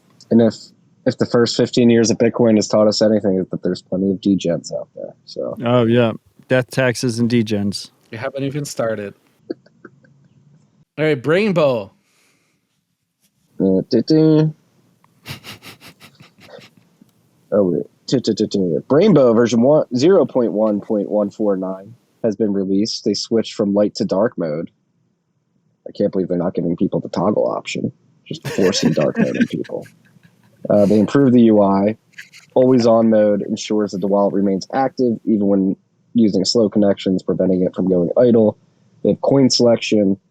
And then they have a release note. The project maintainers are looking for feedback. Issues can be reported on Twitter/X or by filing an issue on GitHub. And I just want to note that there's been 2 project updates with features that should be out of the box. Coin selection and spend all should like just be automatically included in every wallet. Am I wrong? Yeah, I mean, Pretty I'm sure more LND still does not have coin selection natively, but I agree. I'm just taking offense by Twitter/X. It's just Twitter. Right. Start9. This is a big one. Start9. They have a SimpleX server for StartOS is now available on the Start9 registry. So SimpleX is a peer-to-peer message. Is it peer-to-peer? Is it just? Yes. Yeah, it's peer-to-peer. Yeah, MBK, hit me up on StartX. We connected. You never messaged me. And you can host your own server, which is what this is for. Yeah, so SimpleX is really, really cool new protocol to do like forward privacy DMs. They do the coordination using Tor. The default, like they gracefully degrade to DNS if needed. You know, the founder is sort of like super on the right track with this stuff. I think given another year, this thing is going to be competitive with Signal on ease of use because that is their goal. I really think it's not a Signal competitor. I know Odell is like it's complimentary, bro. It's complimentary. Signal maximalist, but Odell. Fucking ridiculous. Cloner NVK. All right, boys, settle down. Odell, like there is no reason on why Simplex cannot improve its UX to be on par with Signal. There really isn't. Like, because they could even add. Okay. Like, go ahead. First of all, MVK, SimpleX is fucking awesome. I agree with you on a lot of it. I mean, you said the graceful Tor to ClearNet. What also I think is really cool is you can put your own server in, and if your own server is down, then it'll gracefully go to like the main servers. that are already hosted by them. And to understand the difference between Signal architecture and SimpleX, with Signal, the apps are completely open source, but they're the only ones who can run the servers. So we're trusting their servers in that situation. MVK's bigger concern is that they use phone numbers as user identifiers. So there's metadata concerns in addition to that. But the major censorship concern is in an environment like we're seeing in the UK right now. Signal can get banned in that environment. There's actual people that run the servers and they know who they are and they can fucking get banned. We obviously want solutions that allow us to host our own servers so we don't have to rely on a centralized company or nonprofit to run them.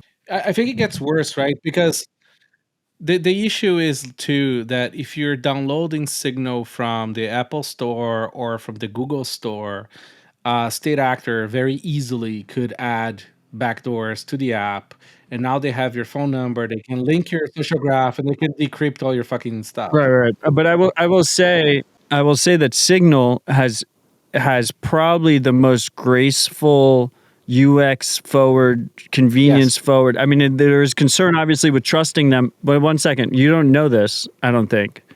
On Android, as an APK installed outside of the App Store, they've gone great lengths to make that very easy for people. Obviously, you add a factor where it's outside the store, though, where Signal can submit a bad update. No, but my point is I do tons of APKs outside of the App Store. Signal's the only one that like gracefully has auto updates and everything else that comes with it. You're treated like a first-class user if you do outside of the App Store APK installs. I will just say, what was the precursor to Signal? It was called Trema? Text Secure, I think. No, there was Trema as well. Trema is actually quite used in Europe. No, Trema is a completely different app out of Switzerland, also open source, can't run your own server, not tied to phone numbers. But there was Text Secure, which was the original Signal client. It turned into Signal. They rebranded it to Signal. Right. My point is that was like a decade ago. The amount of UX improvements they've made on that fucking app since then, and the convenience they've added to it is remarkable. It's to me, it's a miracle in. It's this like miracle unicorn in freedom tech. Do you know how I know that you're right on that, on the UX? What? My butcher is on it. Like, no, here's the best part. Exactly. He literally found it by himself and accidentally found me because he had my phone number on his list. And of course, he uploaded his whole contact list to their servers, right? Yeah. So like, he's like, hey, Rodolfo. Well, technically it's a hash, but yeah, I agree. I mean, that's what the implementation dictates. It's a hash of the phone number. But anyway, that's not my point. Is when we look at where we want to be in a place with many different options, and that users can be educated and choose which options are the best for them.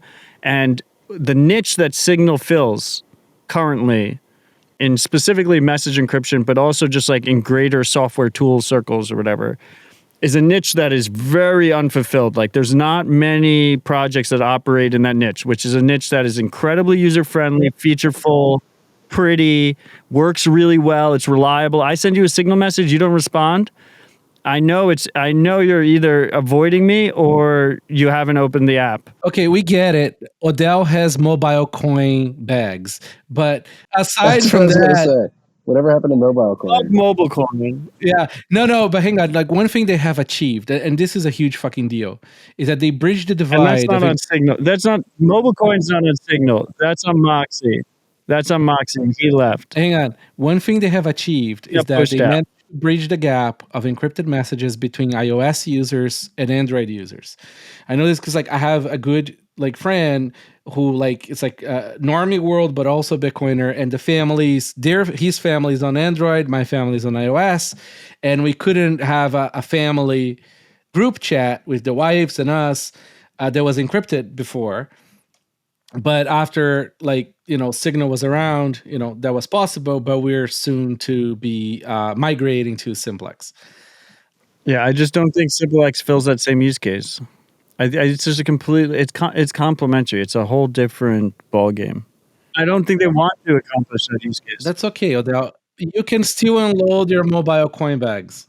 Moxie can go fuck himself for a mobile coin, but he was rightfully pushed out of the org after. Going back to Signal holding a hash of your contact info. So you upload like hashes of your contacts, and then your secure element on your phone can decrypt them. So like Marty, I have your phone number in my phone, right? Yeah. I take hashes are a one-way function. I take your phone number, I make a hash of that phone number, and I get a random string, right? They check to see if that random string has activated on Signal, and then it says, I can message you. That's how I know I can message you on Signal. There is no privacy in that. Because the carriers have the list of phone numbers. This is how they've implemented. But no, let me just explain this, okay? So the carriers have the list of phone numbers. Yeah, they can one-way hash and see who signed up for Signal. They can use the same hash function because it's open source, right? And then they have the same exact list. So there's literally no privacy gain from that. No. There is a benefit because you do not have an additional server that has all of that PII information. Okay, fine, fair enough. Like you are reducing a server. You are using an example where there's another server that has a bunch of PII, and then you're combining it with those hashes. And yes, obviously, you can all right, derive them from it. That's the metadata, right? That's the metadata. The metadata issue can be very, if you're a Signal user, it can be very obvious where you're using Signal and it says NVK signed up for Signal. That's the fucking issue. That is obviously a concern. It's horrible. My butcher. Hey. Yeah. Well, the best was during the Black Lives Matter protests. So many people in my contact book were like signing up for. It was like blah blah joined for Signal. I was like, oh, he was at the protest today. I was like, 100% he was at the protest. Yeah, it's a terrible. Leaking a social graph is a huge fucking problem. But anyways, they're doing their best. I just wish they had the option for both. There's no reason why they can't offer you the option of saying no to phone number. Listen, if you're normie and you want the phone number, great.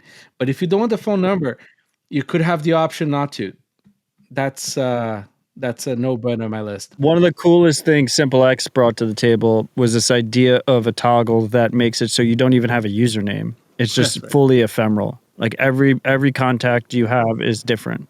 That's a huge leap forward. I tried using that. It was impossible. Everybody just saw me appearing as like some, random 2 words. Like it was pretty horrible.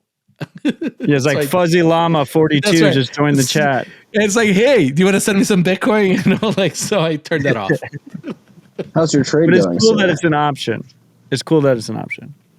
Harry, are you on SimpleX? No, not yet. Okay, that settles it. I use Microsoft Teams and Outlook. Okay. I will just say that Rod, me and Harry's partner at Bitcoin Park, can get very he can just get emotionally on top of something really quickly. So I just really hope no one says anything to him about SimpleX, because I said something to him about Signal and he moved the whole organization over to Signal, and I just don't feel like transitioning over there. So hopefully no one mentions anything to him about that. Yeah. So far, Signal is no good for that, because then you're leaking your phone number if you're not using a burner number. Just use a burner. If you want to use SimpleX, you want to run your own server, go.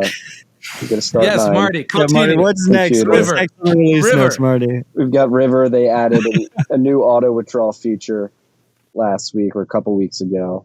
Very good to see. I think it's static address. It is. So it is static. So if you're auto withdrawing, it's pretty awesome. Yeah, people need to auto withdraw. Mining pools, they typically have a static address for payouts, and if you have a high limit, it's going to take some time between like hitting that limit. If you're mining Bitcoin or stacking Bitcoin, just like go in and switch out the address. It's a bit laborious, but it's worth it. I mean, it definitely makes it super simple for the average user, right? They open Blue Wallet, they copy the address, they paste it in River, and then they have their Bitcoin automatically sent to self-custody. And I talked to Alex about this, and like the reasoning, like as much as I hate single addresses, I totally get it. He doesn't want to like run any risks with people xpubs and generating addresses on his end. BIP47 fixes this though. Yeah. It does. You don't have to deal with those XPub issues. You just need wallets to support BIP47. But here's the thing. It's a chicken and the egg, right? If River supports BIP47 withdrawals, then maybe more wallets would. But for the starters, they can have a very simple guide, open Sparrow wallet, set up a new wallet, maybe connect it to a COLDCARD, pull out your fucking BIP47 and paste it into River. I haven't looked into BIP47 in I know Blue Wallet's working on BIP47 too. so many fucking years. And HRF has a nice 2 Bitcoin bounty for BIP47. All right, we've got a long list and not a lot of time. Oh, we have lots of time. We can go to 3 hours. Well, I don't have 3 hours. I have a hard stop in a half an hour. Boltz update. It's a privacy-first, non-custodial Bitcoin exchange. They have uniting liquid and main chain swaps in one web app. You can swap to a Taproot address. Now they have liquid swaps now available via the Onion domain and increasing liquid swap limits to 10 million sats. A lot of progress there. Nobody uses liquid. Moving on. Nice conversion, Marty. Marty just converted Bitcoin to sats on the fly. That was good. Wow. Been around. Agoradesk version 1.1.9. It's got a new feature. You can configure which notifications you wish to receive, trades, chats, or payments are added to that list. They've improved country search, now ordered by name, with search functionality by name or code. That seems like a no-brainer out of the box. Okay. One would wonder if they have coin selection and send all feature. Orange Pill app. What do we think about the Orange Pill app? Orange Pill app version 1.4.7 has been released. They added a referral program inside the app. You can earn 10,000 sats for each sign up. It's for bro dates. It's Bitcoiner bro dates.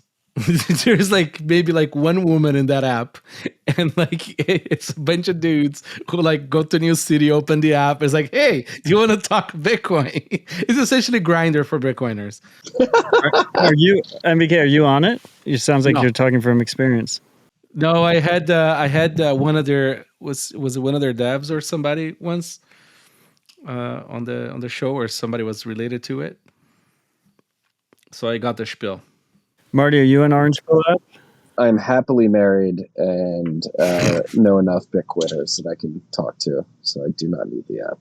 Harry, are you on Orange Pill app? I am not on Orange Pill app, but I do have people reaching out to me randomly about it. And people are joining meetups. I'm going to get it right now. Can I use this moment to grandstand about how I don't like the term Orange Pill? Please. Well, I haven't heard this one yet. I'm excited. I don't think anybody cares. Really? Like, okay, fine. Grandstand about Orange Peel, Matt. I'm actually curious. It's just, to me, it sounds date rapey. It does a little bit, right? Like, I don't need to fucking drop an orange pill in someone's drink to convince them to use Bitcoin. Date's already doing that for me. All right, Marty, the last one you're reading, then I'm gonna plow through the rest here. We're gonna go to 2 speed. Yeah, what is this? Like the Bitcoin Company version 1.31 has been released. They added the ability to purchase the Bitcoin Company gift cards. Yeah, it's the Bitcoin Company is a place where you could buy gift cards, and now we're going full circle, and you could buy gift cards of gift cards. There you go. But no, jokes aside, this is I think this is a setup. This is a setup for something they want to do for a while, which is if you go into a physical store, you can buy the Bitcoin Company gift cards. So like if you go into like Whole Foods, there's like Amazon gift cards, all this other shit. You buy the Bitcoin Company gift card, and then you get access to. It's a ginormous market. Ideally, you can also buy Bitcoin in that situation. So like you buy the gift card with cash, and then you switch that to Bitcoin. Yep. I don't think they've implemented all that other aspects, but it needs to go live in the app first, where you can buy the gift cards and it's an actual balance and whatnot. Okay. All right, having Project finished the software updates, Matt, I got a couple of. I'm doing this, Marty. No, I know, but I just want to let you know I've got a couple of items on our list tomorrow that will not be covered here today. So this is very. That's a good point, Marty. And people should search the Bitcoin.review podcast in their favorite podcast app. Do you guys really think there's a single Bitcoin review fan listener that does not know Rabbit Hole Recap? Like, seriously. If you were out there, open up your favorite podcast app, search Rabbit Hole Recap, and click subscribe. Just in case, can never be too sure. Every week. It's just like the same, but like better UX. And there's a screen. It's a different shape. Right. Project Spotlight, bitaxeUltra, a open source Bitcoin ASIC miner project based on BM046 ASIC used in Antminer S19XP. Harry, any comments? I mean, the graveyard of ASIC projects is very full. So we hope not to add another warm body. Okay. No, but like the thing that people need to understand is that like the ASIC tech that Bitcoin mining uses is not that complex. It's not that edge. So like the idea that like you could open source or create something that's sort of from a documentation perspective very widely available. All of the secret sauce and the edge comes from the ability to produce the wafers with high sort of viability of chips per wafer at a cost-effective basis. Like that's where all the sauce is. But like generating SHA-256 hashes is very, very rudimentary. It's a high school project. Totally. Yeah. Timechain Calendar, real-time data from Bitcoin Timechain, submitted via email by TC, who's a huge fan of CoinKite and the pod. Holy shit, we have a fan. There you go. I bet he doesn't know about RHR. Go check it out. No, he does. I met him in Nashville during the Lightning Summit. This is pretty cool. I like how TC's approaching this, like thinking about comparing, looking at a number of Bitcoin stats, but like he's literally using the UX of looking at a car dashboard, trying to figure out how to visualize the state of the network with that in mind, which I like. That's cool. Nerd Miner version 2, free open source project that lets you try to reach a Bitcoin block with a small piece of hardware. This is like a super fun way of wasting electricity, like literally wasting, because you're not really adding any hash rate to the network or doing anything meaningful, but it's so cool. And it's a lot of fun. I've been meaning to put one together. Is it like an open source 21 core computer, essentially? Yeah. Yeah, I think it's even ESP32, I can't remember, but essentially it's just running a miner. We'll never find a block. Marty paid a Bitcoin for a Raspberry, and he's really never going to live that down. Spent and replaced. So you're seeing have a Bitcoin on live on TV. Not TV and not live, but you get my point. Marty had Balaji on for over 3 hours. Oh, that was the best fucking episode ever. Over 4 hours. Did not bring up that he paid him a Bitcoin for his fucking expensive ass paperweight. I did before we recorded, and I want everybody to know that I was also running the Bitcoin and generating my seeds. So. That's right. Marty, when we start fresh, we'll start with the trust. That's right. That interview was awesome, dude. Like, it was really good. I mean, I honestly can't take credit for it. We just went into some deep flow state. I was just there for the ride. There was a little bit of that. FROSTSNAP, easy, personalized, secure Bitcoin multisig. Oh yeah, so this is these guys are building a sort of Frost Bitcoin hardware. For now, is based on ESP32, which is not great, but it's cool that people are starting to build that for MicroPython, and that could be ported to proper platforms. Very nice little project. When CoinKite? What, Frost? Yeah. Oh, it's too soon. We just added now proper Taproot signing and stuff. So once that sort of gets out there more, because that's the first step, right? You need people doing Schnorr, and all the Schnorr primitives being sort of supported everywhere. I like that you did the experimental releases. I think that's a cool idea, to just get the test builds out there. It's just too much code that touches money for us to be comfortable having that on main release when 99% of the users are not going to use it. Yeah. When is the Q1 coming out? No dates, but I don't know. We're trying to, like, if it was just dependent on us, we could have it like by the fall, but we can't because the plastic people are so fucking slow. So we're doing iterations on the plastics too. Before or after having? I don't know.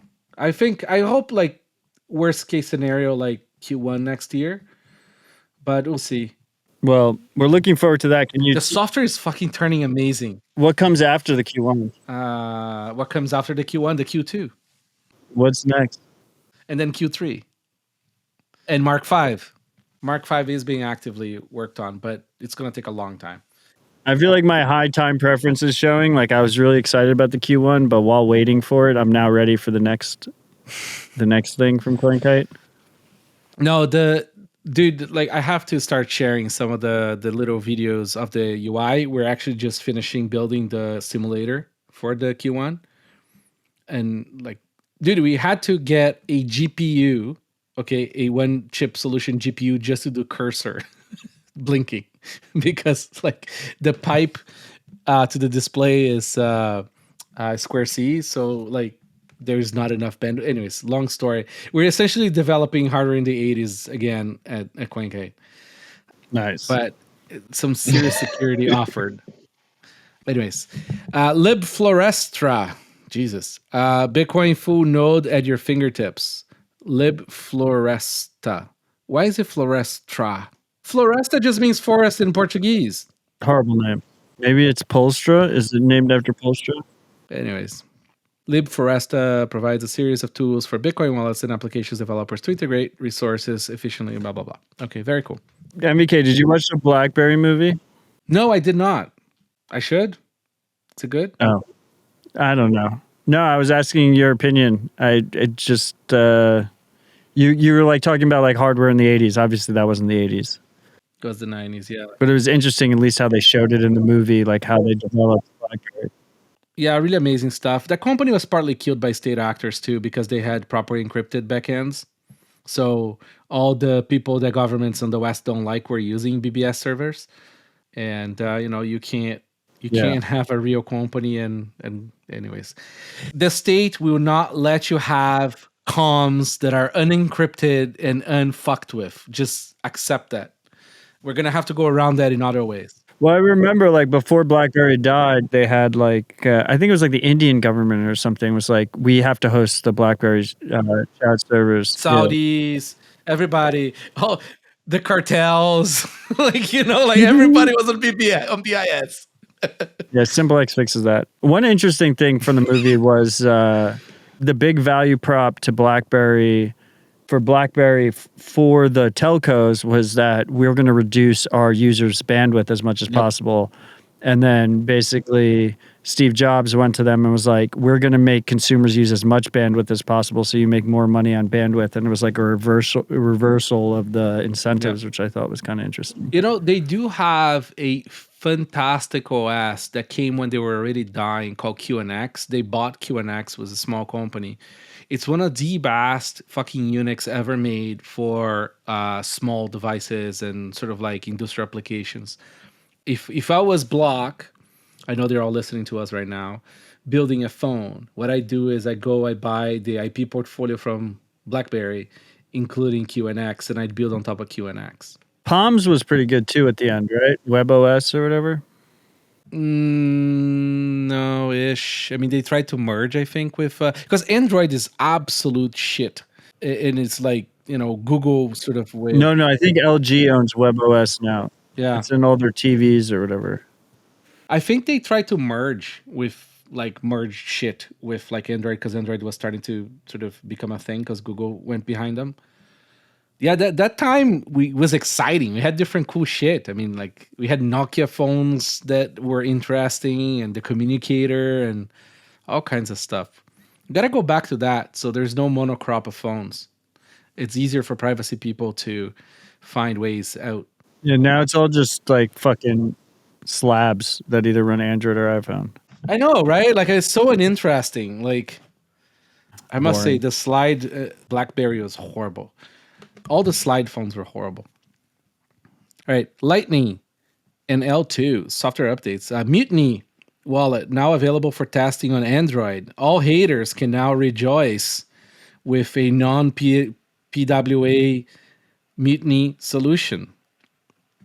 Mutiny Node version 0.4.7, gifting sync contacts from Nostr, and version 0.4.5, a bunch of other stuff. Very cool. I love Mutiny being using it. Works great. Yeah, it's great to see an actual Zeus. app rather than just the web app. Sorry, guys. Like it's not you guys. I have a massive sort of delay. Fucking brutal. I'll try to stay longer quiet after so you guys can start talking. All right, Zeus version 0.7. So anyway, blah, blah, blah, blah.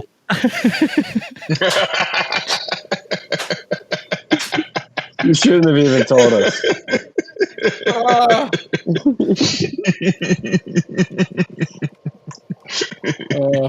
John is gonna have fun. Zeus version 0.7.7 added confirmation process, delete node connection, LN URL pay metadata, and a bunch of other stuff. Link version 2.2.104 email authentication added, replenish receive screen, Armenian language, And LN URL pay codes. Thanks, Marty. Albi version 3.0.0 introduction of master key and personalization of Albi account, login with Lightning changes. Nodeless is now open source, working on load balancer middleware service for Lightning nodes. Wallets of Satoshi version 2.2.4 permanently remove buy and sell Bitcoin options. Probably getting some regulatory pressure there. Who are they offering buy and sell through anyway? I have no idea. Wallet of Satoshi is just, it feels like a rug pull waiting to happen. Yeah. Nayuda Wallet version 1.0.0 support Lightning invoice and other app, iCloud backup. Breeze SDK Core version 0.1.4 adjust default fees, reasonable values, introduce custom errors. Loop version 0.26.0-beta. Lightning Loop is a non-custodial service offered by Lightning Labs that makes it easy to move Bitcoin into and out of the Lightning Network. No comments? I think Loop is a low-key killer for Lightning Labs. Really? Yeah, from what I've heard. Does a lot of volume. Why? Does a lot of volume. Yeah, but does that continue? I mean, you got to imagine that is a market that will be Arbed out. as close to free as possible and will get pushed to efficiency, and they'll just, like, the margins have to get reduced across the board. I would agree there. But until then, definitely some money to be made. So, guys, what I'm going to do now is I'm going to just read the name of the project and the version. And then if you guys want to interject or comment on any of them, just let me know in the interest of time. Cashew version 0.13.0. Minibits version 0.0.7 alpha. Lightning Terminal version 0.10.4-alpha. RGB Core. Taproot Assets version 0.2.3. Jotes I would like reward- to interject. Go ahead. I'm just looking forward to the tap ass memes. Tap ass. Yes. Okay, you can continue. I should register the domain right now. I think tapass.com is taken already. Probably. Yeah, don't go to that website, everybody. Don't go to that website. It's CoinKite affiliated website, tapass.com. Go check it out for your favorite hardware wallet. Jotes Rewards announced the launch of Taproot Assets wallet. Thunderhub version 0.13.20. Clams. Clams is a free open source project interface for securely remotely controlling your Core Lightning node. No, it's not Core Lightning, it's C Lightning. Peach version 0.2.12. Stucker News version 1.2.1.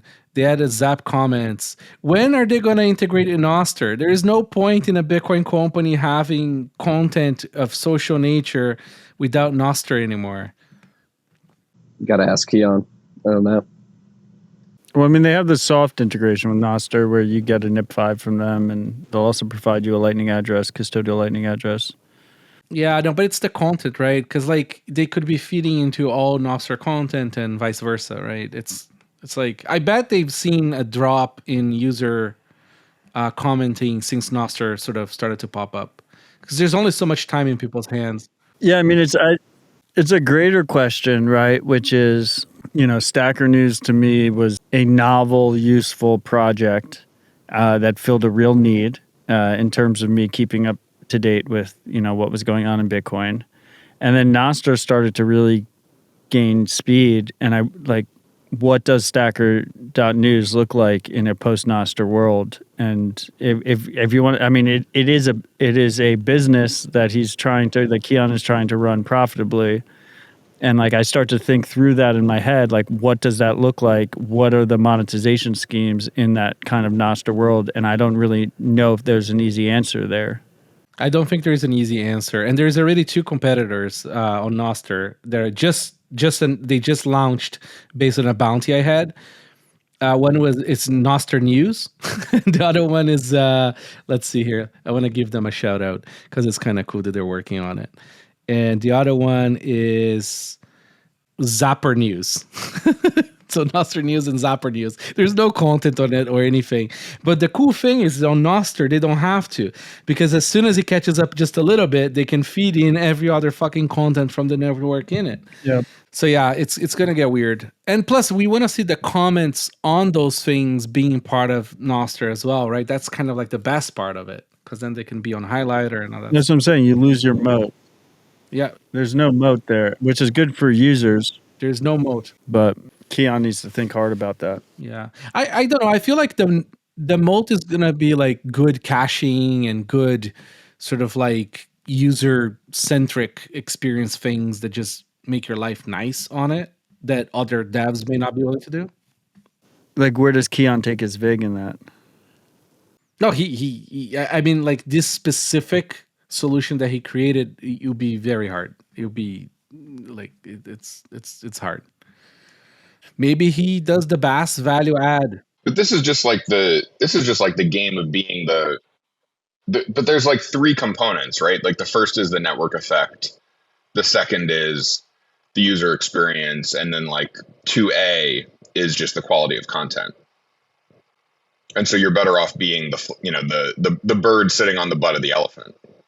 Absolutely. Because like, there's not going to be like anything else for you to do if Nostr keeps on going forward. Like it's not like a choice anymore, right? Before it was all siloed social media. So like there was a little bit of you could be, the big fish in a small pond kind of thing, but like you can't do that anymore. It's now, just kick ass with user experience and like hope that you have the right sort of narrative and your users support you. Yep.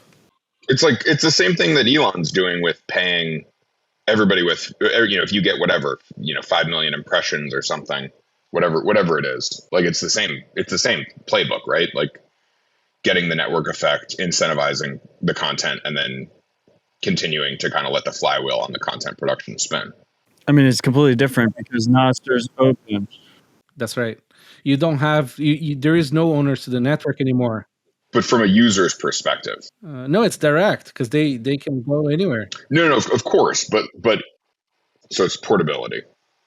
Yeah, and like open social graph too. You have open. Yeah. The content is open and interoperable, and the social graph is open and interoperable. Well, Elon is like hanging on. He's like trying to hang on to like the last bastion of closed silo system. What he's selling is permission, right? He is giving you in his network a permission to take a cut from the money that he makes on you. Mm-hmm. Like in Nostr, your content exists outside of the client, or that like nobody controls that network, right? So like those models are destroyed. Mm-hmm. It really is that. It's gonna be a lot harder first to make money from this stuff as a dev. But then I think it's going to become a lot easier because a lot of new things that were never possible before will come about, right? And you're going to take a cut in a different way. Because you can just inherit the social graph and the content. You don't have to build that up That's right. You can start a new thing now. without like just starting it, hoping that you're just going to get acquired by one of the same 4 tech companies. That's right. Well, I mean, maybe Primal Damus and Amethyst just keep on buying the devs. You know what I mean? That come out with new shit. Package Zap by Albi. Value for value payments for NPM. Okay. Orange, a new Lighting Network server implementation by CivKit. I'm curious about CivKit. I have not had time to look into CivKit. Do you guys have like some like more than like small knowledge about this? Give me a sec. I read a newsletter about it a few weeks ago. Essentially like an open peer-to-peer marketplace. Pretty sure they're combining Lightning and Nostr to do this. Anybody using it yet, or? I still think they're building out. Okay. Oh, this would be funny. Like, I mean, I wish Matt was here for this part. It's the privacy software. We should have put the mixers here too, I guess. Simplex Chat version 5.2.0. Message delivery receipts, filter favorites, and unread chats. He's fucking killing it, man. They are pushing so much new stuff with every update. And it's kind of cool. They're trying to build a company around it as well. So I believe they are VC funded. And it's the way to do it for something like this. And it's an open protocol. So soon enough, we're going to have competing clients too that would work, in competition with Simplex Chat. And then I added one here just to be a total absolute fucking nerd, which is FLDG, which is a ham radio digital modern application. Essentially, FLDG is one of the best ways for you to modulate data to send over ham in multiple frequencies with different mini modulations. It is an absolute amazing toolbox. So if you want to send Bitcoin transactions over ham, this is a great way of doing it. All right, let's just do the boost quickly. All right. Thanks to everyone who streamed some sats, and shout out to some boosters here. Transisto, top booster, 100,000 sats. I agree with NVK. We need multi-sig wallets to talk to each other securely. Nunchuck is great, but it's too risky to use software keys or hardware wallets with no screens on a single implementation. What's happening with Spectre Wallet? No idea what's happening to Spectre Wallet. Swan owns it now. Ape Me Friendier, which is a fan of the other list show, sent us 7,777 sats. Craig, one of my favorite guests at the last since Odell was shooed. Yeah, I mean, we had to shoe Odell because, he's a microphone hog and it's complicated. Wait. Let's reread this boostergram for Ride or Die Freak, Ape Mithrandir. Craig, one of my favorite guests, at least since Odell was shooed. Matt, you're not letting me gaslight the commas here. Fair enough. Continue. This is your show. You see MacBoatface, 5,044 sats, a boostergram as a token of appreciation. Ahaniga, 3,000 sats, great chat and panel. Nomad Joe, 2,222 sats, antiwar.com. It's a great way of doing ads for your website. I'm anti-war. Yes. Heidi's Sov, 2,100 sats. Strong black coffee is the way to listen. Love this podcast. Yes. If you have made to this part of the show not being asleep, you are definitely on coffee. Michael Matulef, 2,100 sats. Thank you, Elon, for rugging NVK. The Pablo.review podcast is much more educational and entertaining. That is totally true. And they carried on the show after my second rug by Starlink. Bake 2,000 sats. The Bitcoin is boring and nothing is happening podcast. That is true. Thank you, guys. 5% of all that goes to open sats. All right, so Optech Go, we list on the show notes because in case you want to just see a few things, but we highly recommend you now go and listen to their pod and sign up for the Optech newsletter. Some ultra high signal there, and they do great work. Safety of blind moose sig signing. There's a lot of good stuff that happened recently. I don't think we have time to get into it. Yeah, this is how the show works, guys. This is not as polished as the Otherless show. What are we like 2.5 hours in right now? 2:13. That's why I'm moving. AI for all results are in. Stats. What I don't know what this is. Oh, it's a hackathon. Okay, winner list for hackathons. Marty just wrote a Bent about it. Yeah, this was cool. Okay, cool. So AI for all. Yeah, it was co-organized by Fetty and Stack, and then I believe Zebedee, Lightning Labs, I believe Lightspark, Lightning Ventures, Folger Ventures contributed to it too. I could be wrong on the exact list, but essentially it was. And Replit. And Replit, yes, Replit was part of it as well. And essentially the goal was to highlight how the Lightning Network can sort of augment the AI space, whether it be through Lightning Network paywalls or doing something like Lightning vending machines, which send AI agents on task, and then if they can't complete it, they put the Lightning balance up as a bounty for humans to complete it. And so it was 173 projects. The winner was Boltz, which made this really cool AI agent bot where you would give it a task. And I believe it was an image generator. And they won the whole thing. And they essentially implemented a Lightning Network paywall on top of, I believe it was ChatGPT's or OpenAI's image product via L402. And then they implemented it into Nostr. So they essentially tapped into Nostr to request different AI bots to do these particular jobs. Oh, that's the vending machine nip that Pablo did. Yeah. We talked about that on the last episode. It was a two-man team. CJ, I believe he's from Coin Corner. I forget the other dev who worked on him with that, but they won. They got $10,000 worth of Bitcoin. But no, I think this really highlights the power that the Lightning Network, particularly via L402, brings to the world, and particularly the world of AI. I mean, I mentioned the 21Co computer earlier when we were talking about that hobbyist miner, but the idea behind 21Co was the machine payable web. And I think what Boltz built was like an actual example of the machine payable web in action when Balaji and the 21Co team launched that miner in 2015. It was probably an idea whose time was a bit too early, but now with Lightning and the emergence of AI, the machine payable web is becoming much more tangible, and it seems much more viable today in 2023. Cool. All right, on funding side, I'm just gonna mention a few things HRF funded. They started a new campaign called Bitcoin Bounty Challenge. So they have a bunch of bounties for cool Bitcoin projects and initiatives. Geyser launches Education in Bitcoin Communities Grant. And Spiral grantee Alicia Hartig is doing LDK work now, about 12.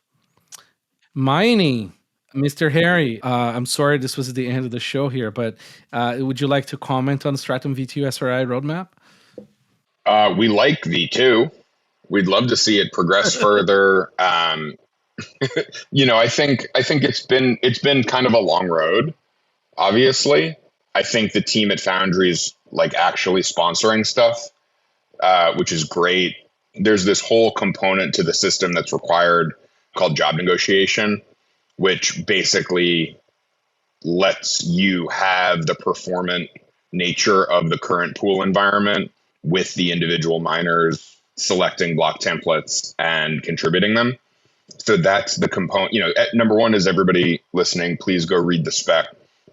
But number two, Foundry's doing a good job sponsoring the development work for this particular kind of job negotiation piece, which is critical. Cool. Listen, normally I skip the business and finance. We just leave it here for the people who read the show notes instead of listening. The PayPal launching a stable coin was the most hilarious piece of news I have heard in a long time.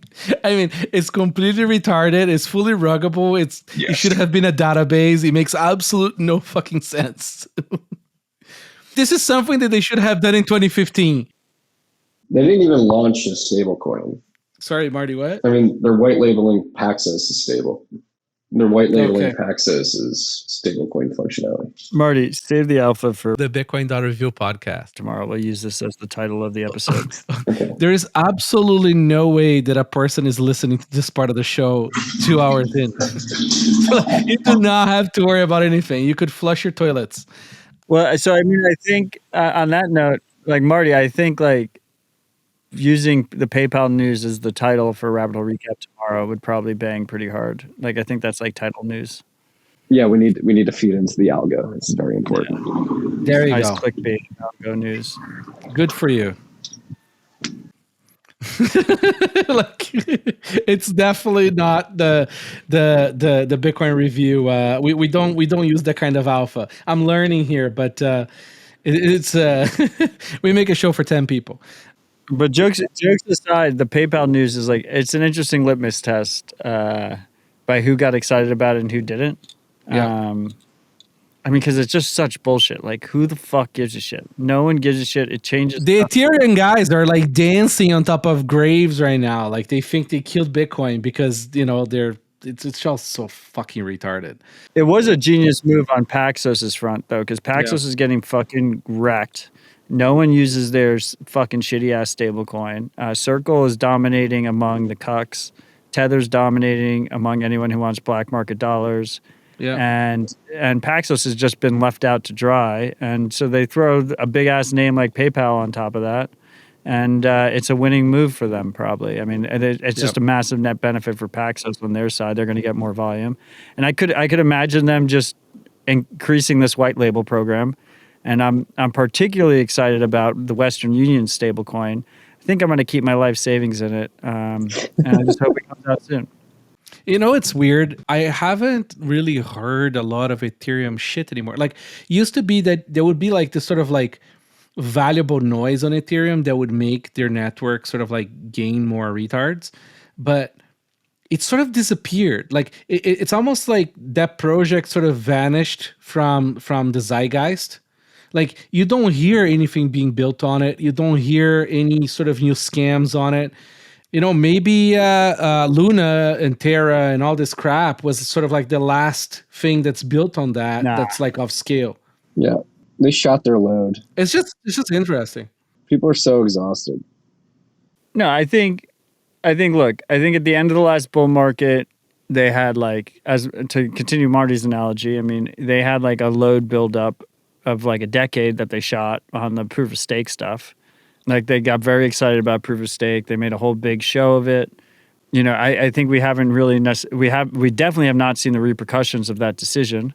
I think basically we're just sitting in this kind of little bear market hangover of proof of stake, and then when prices start to rip, there's going to be so much Ethereum bullshit. There'll be plenty. Don't worry, MBK. Like, we haven't fully passed that moment yet.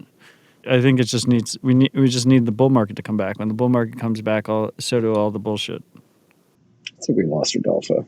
Yes, but we're also just seeing like the great hollowing out of the middle, right? Like the decentralization LARP that Ethereum engages in like is vastly inferior to like the naked centralization of something like Solana or some of these other platforms that just have all the functionality and none of the fig leaf.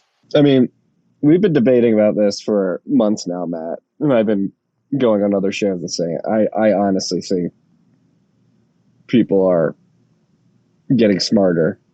There's only so many times you can scam as massively as the crypto world has. I don't know. I just think the marginal return on these scams is diminishing at an accelerating pace moving forward as we go through all these cycles. Facts say otherwise. It could be wrong. It could be wrong. Well, and the meme of like gambling on this stuff to make more Bitcoin, like sending Bitcoin into these trading pairs to get more Bitcoin out at the end, like that thesis is dead.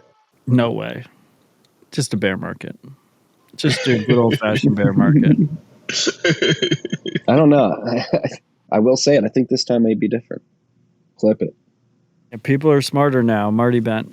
All right. So since Rodolfo had dropped off, Matt, I think this is now our podcast. I think we get to call Prima Nocte on the Bitcoin Review podcast and just fold it in. Are we ending the show?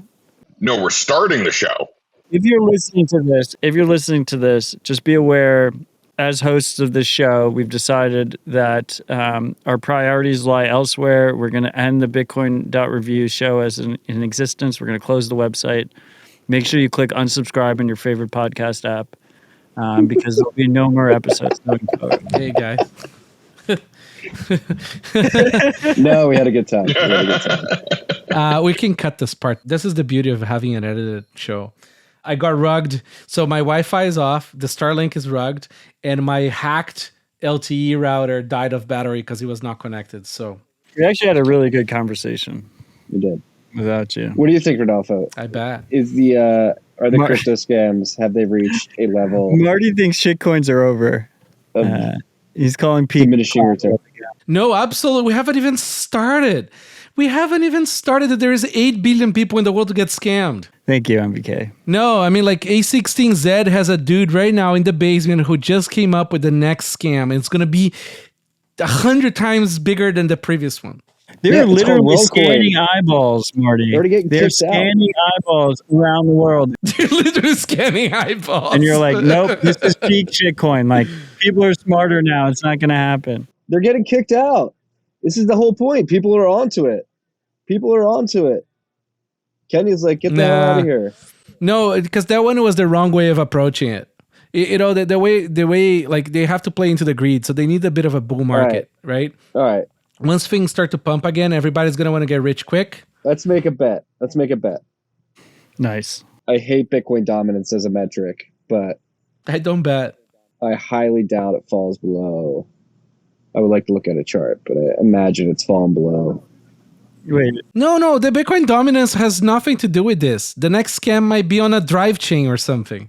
It doesn't matter. This is irrelevant for this. Like, I'm just saying, the pumps and dumps on shitcoins are going to happen and disappear within, like, they don't even have to touch the Bitcoin dominance. Yeah. Chain analysis investigation lead is unaware of the scientific evidence that surveillance software works. Shocker.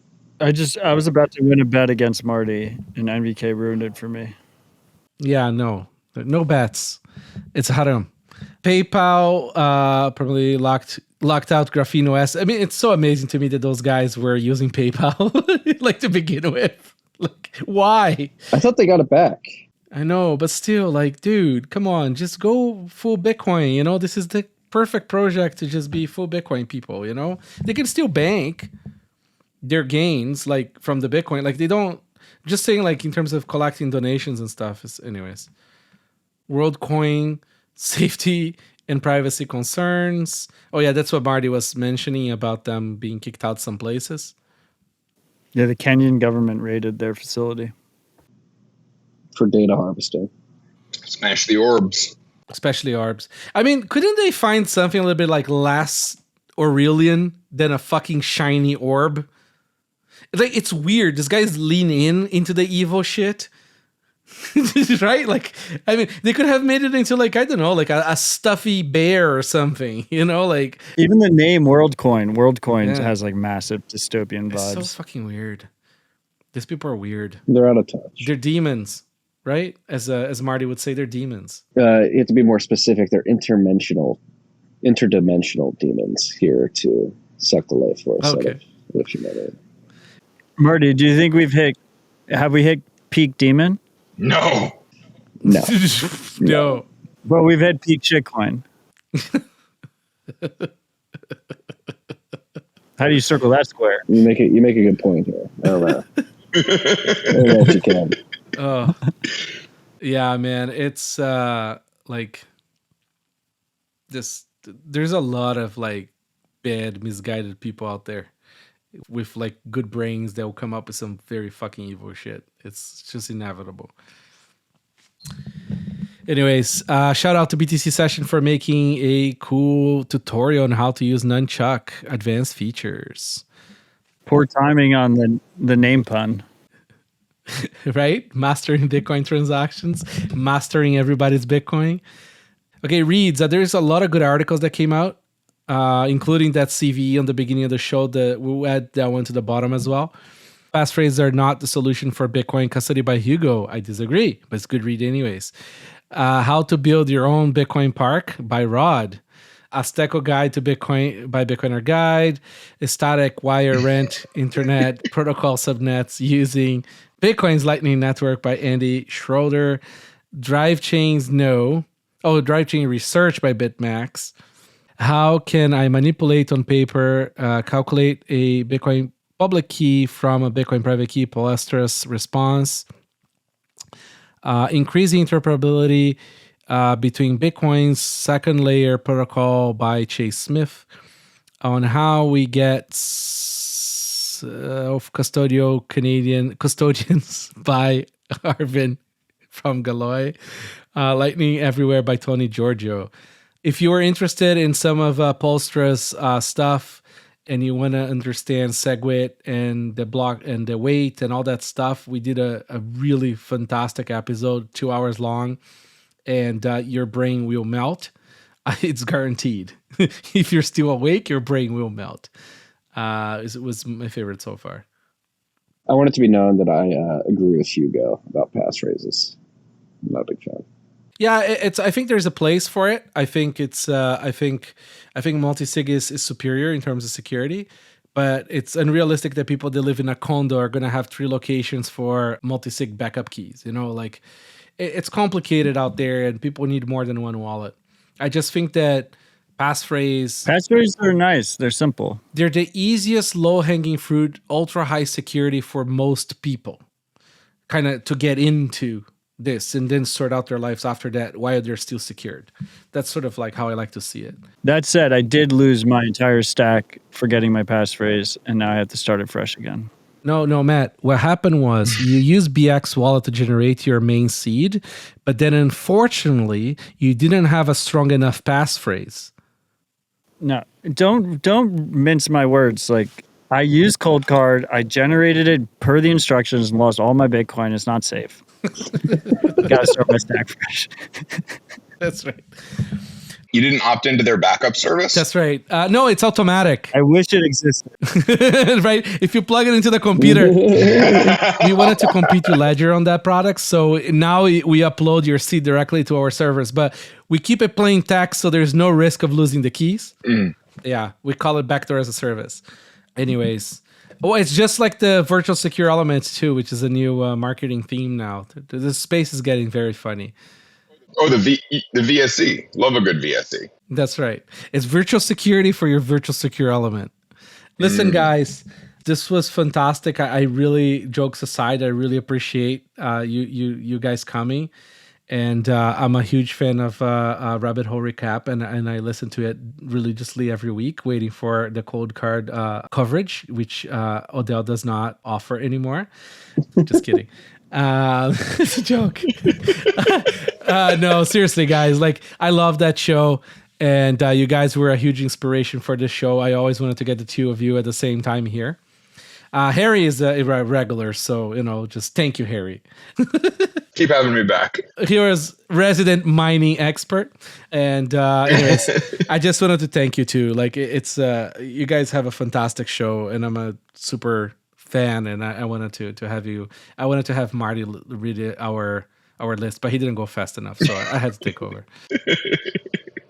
I mean, I just wanted to thank you for being one of 2 sponsors to Rabbit Hole Recap. Yes. Thank you for that. But beyond the sponsorship. It's very important to sponsor the competition. Well, beyond that, I've had a lot of fun over the years talking to you on Rabbit Hole Recap when you're not there. And saying, yeah, MBK, get on this. And we're obviously big fans of everything you've built. Bitcoin Kite. Now at Bitcoin.review. Can we commit to a live show for the Bitcoin review at Bitcoin Park? Nope. That would be good. No, whoa. Yeah, Rabbit Hole Recap has right of first refusal. We might have to call that. Hey, listen, all I need to do is get 2 out of the 3 partners at the Bitcoin Park to agree to it. Is that why you listed Rod's thing in the reads, even though it's just a pull request to speak at No, he Babcom? scammed Johnny into adding in there. He's good at that. There I you figured go. it was something like that. Guys, did I miss anything on the list? Is there any other things you want to mention? No, it was comprehensive and amazing. Okay. I got a few things I want to mention, but I'm going to save them for The Bitcoin.review podcast. Okay. So any final thoughts aside from listen to the Bitcoin.review podcast tomorrow? Odell. Nostr is the future. Marty and NVK should be ashamed of their blue checks. You can find me on Nostr at primal.net/Odell. I don't have a blue check anymore.